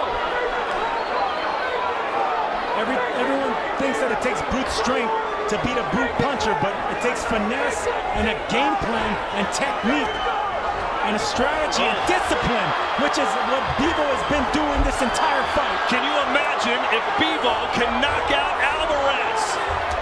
It appears he might be going for it. He's going for it, but I don't think he's landing anything big. He's just pushing back and bullying the bully.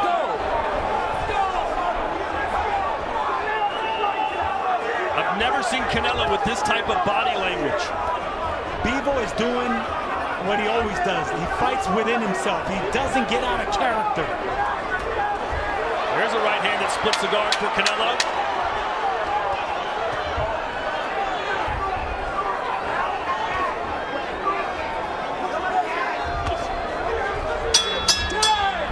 Coming up, you clearly dominated the whole fight. You need to close the show in dramatic fashion. Can Bivol write his name in the books? Daniel, I think he's in control right now. He should just stay behind that beautiful jab, not take any more chances. He did exactly what he needs to do to be in this position in this last and final round. But if history repeats itself, he must know it's better to close the show than to have some foolery done at the end of the fight. And that's the way we're seeing the fight, but who knows what the judges are seeing. I think it's safe to say, though, that Canelo has to win the 12th round. Bruising body attack here from Canelo. But it's being blocked. Bivol is accustomed to that power, and he's strong. He's a natural light heavyweight. Those punches are not having any effect on Bivol. Very true. Was Bivol just too big and just too strong for Canelo Alvarez, who's trying to unify another division? Too big, too strong, and most importantly, too smart. Yeah, Sergio, when it gets to a point where Bivol's hitting him just at will, and he's a bigger guy, it's almost very nerve-wracking for Canelo. Last round, but, you know, I thought Canelo could have, with one of those shots could have went down. Very strong chin from Canelo. Canelo has fought 18 different world champions. Only Floyd Mayweather has beaten him. And Bivol has only faced 2 world champions, and he's in a position to beat the champion of the world.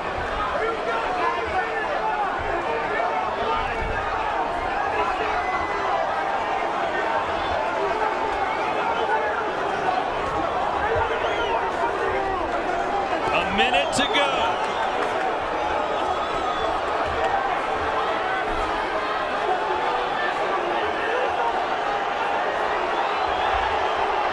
Right hand for Canelo. Jabs from Bivol.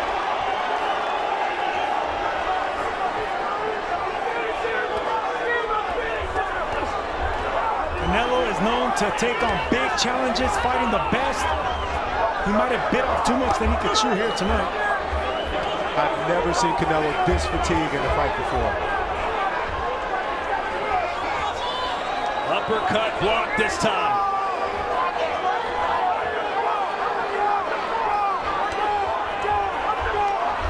Did we underestimate Dmitry Bivol? Canelo Alvarez was a big favorite in the biggest fight of the year, but Bivol showed up and showed out and may have just beaten the pound for pound king. Ladies and gentlemen, after 12 rounds of action here in Las Vegas, we go to the judges' scorecards. Tim Cheatham, Dave Moretti, and Steve Weisfeld all score this bout identically, 115 to 113 for your winner by unanimous decision. He's still undefeated and still the WBA light heavyweight champion of the world, Dmitry Bivol. He has done it. Okay, guys, spoke to you both in the dressing room. You both know I expect. Keep it clean, break straight away when told. Both of you watch your heads in close. Good luck to you both. Touch gloves. Touch gloves. Dmitry Bivol, a 30-1 favorite. But will Riyadh become his Tokyo, Japan, and will Zanad become Buster Douglas? Probably not. But there's always a chance. Zanad, with all of Libya behind him, trying to do the impossible, beat the machine. 12 rounds for the WBA Super Light Heavyweight Championship. Yeah, good boxer is Zanad. We know a lot about Bivol, but Zanad, he does the basics very well. You can see already trying to establish his jab. He throws a nice one too. It's not really offensively that I'm worried about, it's defensively. He does get caught, he does pull out with his chin up in the air at times, and against Bivol you can't afford to do that, but this is a good start, a positive start from Zanad. He doesn't look intimidated. But Bivol just doesn't make mistakes. No, he's massively economical, isn't he, Bivol? And when he throws, it's because he's seen the gap in the tag. He doesn't throw blindly. No emotion either from Bivol. He just fights like a robot. He's got robot-looking trunks on, too. That's what's made him so good. One of the pound-for-pound kings in boxing. Yeah, he controls his emotions at all times, doesn't he? Never gets carried away with anything, and that's been the criticism as well, let's be honest, about fights. You know, you said all those fights have been the distance recently where he could have maybe got the stoppage at times, and he's not willing to commit. Oh, good shot there by Zinad. This is a really good start. Good opening minute and a half for Zinad.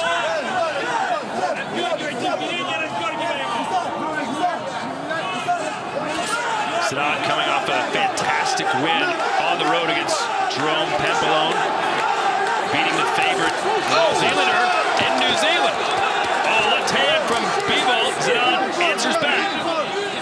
When you saw, I'm not a fan of people throw the jab from the waist, but they're really hard to read, those jabs. They just come back low, that's the problem. There's a gap to hit. But they are hard to read, and when you're long legs and hand, you can get away with it. If he's able to nullify the jab of Bivol with his own jab, this gets very interesting. Well, I said earlier that Zinad used to emulate Roy Jones Jr. in his basement. Oh, 1, 2, 3, 4, 5, 6, 7. Too brave, too audacious for his own good so early in the contest with such a sharpshooter. I would say that he was dropped, but he was square-footed, so I'm not sure how much he was really hurt there. He was throwing his own punches, and he just brought that back foot forward a little bit. But the three-punch combination there from Bivol, now, well, 1-2 in the end, but brilliant. Now he's walking Zinad onto the shots now. He's just taken half a step back, Bivol, and he's met Zinad with straight 1-2s. He's finished with the left hook.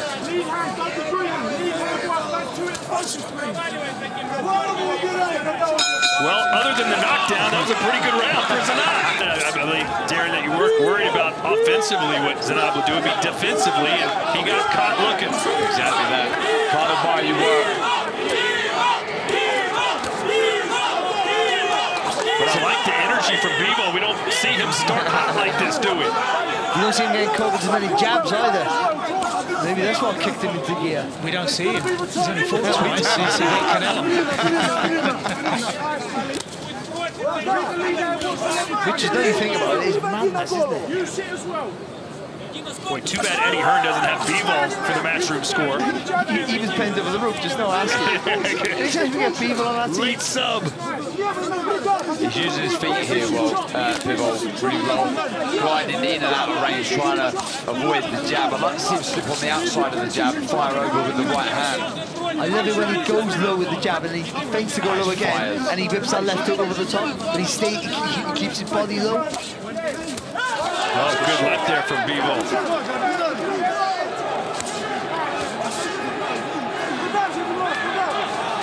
His judgment of the distance. It took him about 2.5 minutes to get it, but his judgment of the distance is absolutely fantastic. From the right angle, a certain angle, Zinad looks a little bit like David Benavidez. Yeah. That's a fight a lot of people want to see, Benavidez versus Bivol. Well, he's up at their wing now, isn't he? So that's a fantastic fight to make. Foot fight happening in the front. I think he's going to try and time the right hand over that jab of Zinad Bivol. On the flip side, Zinad needs to be careful. That left hand very low. Every single time he throws the jab, it comes back to his below his chest. Hook him in, man. Hook him in. He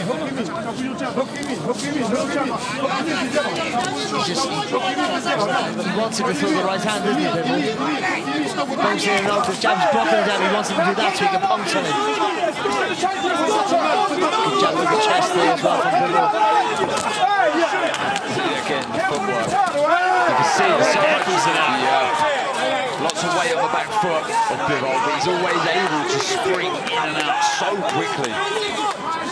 Bivol getting touched a lot more than I think he thought he would. In his last fight, Zinad had 186 landed jabs, the 5th most ever recorded in light heavyweight by CompuBox. You can see why it's a whipping of a weapon, isn't it? When he flicks it into the target.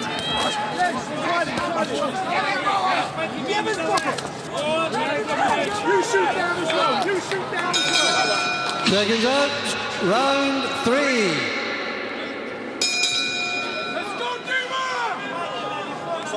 Zinad's corner telling him to stop talking and listen.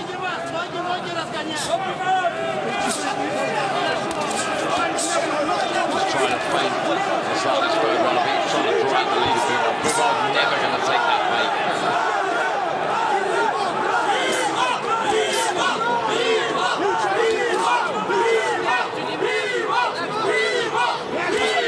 wasn't a bad round there for Zanat, I don't think. Certainly better than the first.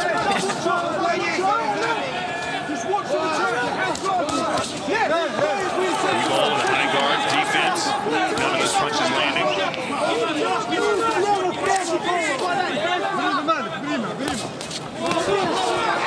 Boy, it's just so hard to out-jab the best jabber perhaps in the world. I mean, he's found the range with his jabs in that, but they're all taken on the gloves of Bivol. Again, see there, just falling short slightly, just hitting the gloves of Bivol. When Bivol throws it, 9 times out of 10 he's landing with the jab. Coming into this fight, Bivol had outlanded his opponents. Listen to this. In 95 of the last 100 rounds he's fought.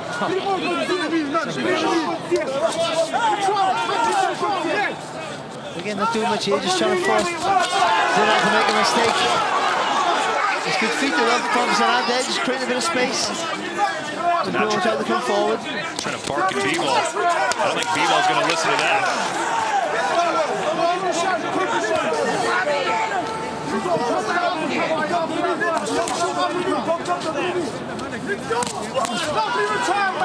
Solid jab there from Bivol.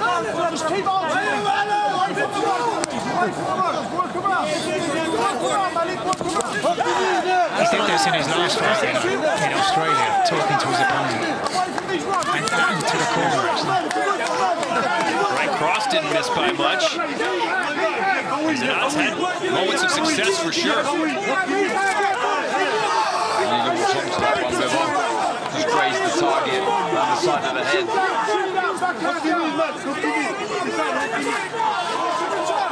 That's the better idea. He didn't hit the target of Bivol, but that dipping down so on that left hook's a good idea. Bivol just so good defensively. Those hands just pop back into this defensive posture after he throws a punch. There's a left hook. Bivol being more aggressive, I think, than we've seen. It doesn't look like it, but this is so demoralizing. It's so draining mentally and physically when your opponent's in front of you all the time. That little jerky motion that he does. You're always worried about the shots that are going to come out. Danny Dubois used some cuss words this week, and he doesn't use bad words, does he? He's that amped up to fight Hrgovic. He's fired up for sure. Brilliant fight up next. This is a pretty good one too, to be honest. Bivol with a first-round knockdown, but Zanat has been competitive other than that.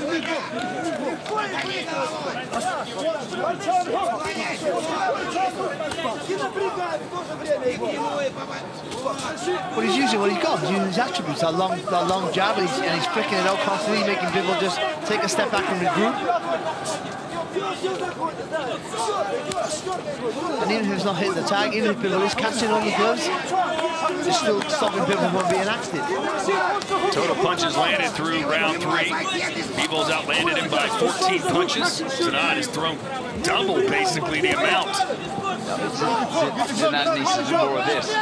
Just frustrate Bivol. And I think the left hook that you spoke about, the dip in the knees and fire through, is the shot against Zanat. You see he's got a loose, I know we talked about the lead left hand, but a loose right hand as well. Is quite lazy where he positions the shot, so he is open to a left hook. Just got a right hand there from Bivol.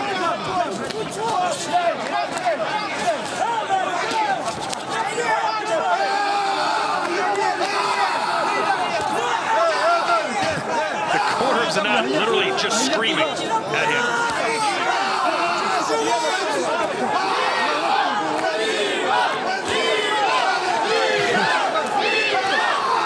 It might be cold for something. Maybe. A double jab. It's a lot of effort. Defensively, look at Bivol. Again, what Darren said, just that pressure, that constantly figuring right in front of you, that foot and settling your stance is a tiring thing. Barry, who did you have favored in the Beterbiev fight against Bivol had it taken place? Bivol. Not by much though, to be honest, not by much. Because Beterbiev has better feet than people give him credit for, he's not just a puncher. That fight hopefully coming later this year as Beterbiev recovers from a ruptured meniscus in his knee.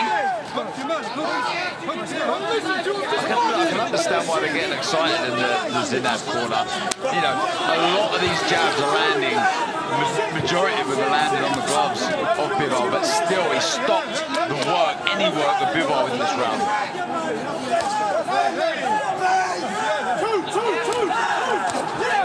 That's good work, though.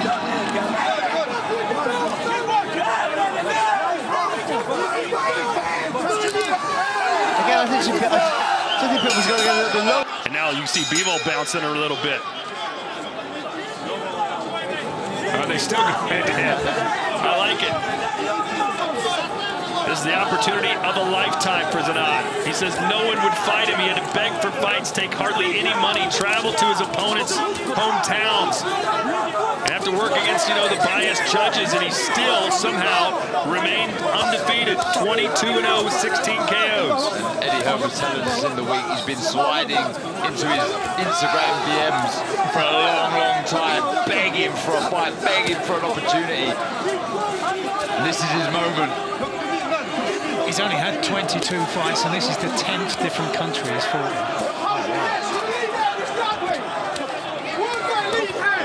There's a man who's prepared to travel to make a living and to make a name. And he's boxing well. Oh, there's the best punch of the fight for Zinad. He needs to start separating with his own 1-2, I feel, Bivol. Letting that right hand go. Look, I mean, look, mentioned it numerous times, the left hand of Zinad so low. Good right hand again there from Zinad.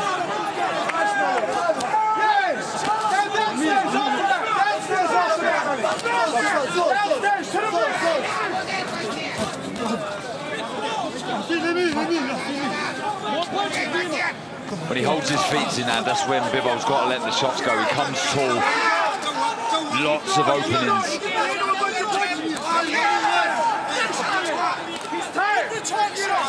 Double jab from Bivol. He's used it a few times in this round. Someone yelled he's tired, and Zinad started talking back to him, which is not smart when you're in there with perhaps the best fighter in the world. I think Zinad's having a really good round.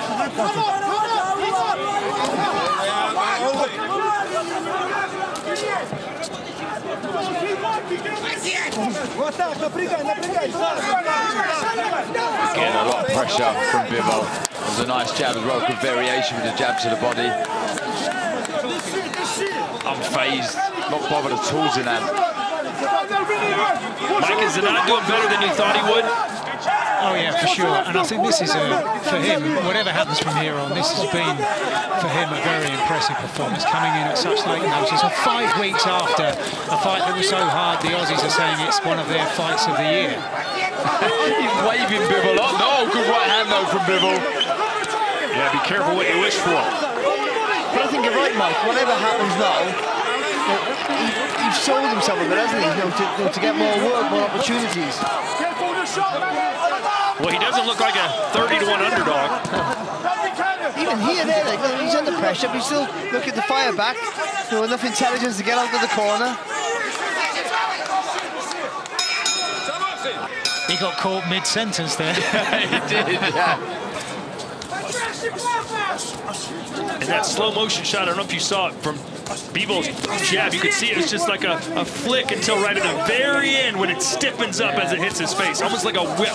That's the only time you should clench, when you throw in your shot, when you land. Just before you land, that's when you clench the fist. Well, what that is you turn the shot over, so you punch with the body, it's nice and smooth, and at the end you turn the hand over, and that gives you that impact, that little torque. Good counter right hand from Zinad as we check in with Chris Mannix and his scorecard. Yeah, Todd, I got a 4 rounds to 1, 49-45 for Dmitry Bivol against Zinad that 4th round, but so far I've got Bivol largely in control. I got to ask, guys, what has happened to the power of Dmitry Bivol? He scored 11 knockouts in his first 13 fights. He's gone to a decision in his last 9. You guys know how much I used to love Demetrius Andrade, but Demetrius used to refuse to step on the gas when he had opportunities. Bivol, to me, is becoming a light heavyweight Demetrius Andrade. So 49-45, but not all that impressed with what I'm seeing from Dmitry Bivol. Well, just like to see Bivol just go through the gears. He has it. I've said this time and time again. It's there. We see it in shades against Canelo where he let his hands go. We see it against Lyndon Arthur, but he takes the step back just to stop any traffic coming his way. He's so switched on, he's so smart, but sometimes that goes against him and makes him less exciting. Oh, there's some power. Mannix asked for it, and Bivol delivers. But now he needs to maintain that now. Don't wait too long for the next assault here.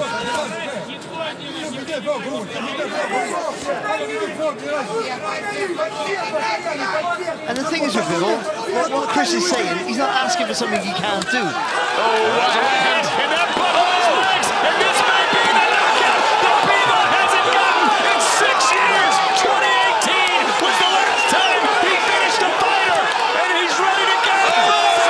Conor, and they'll stop it. Dmitry Bivol. Ladies and gentlemen, here is the official time.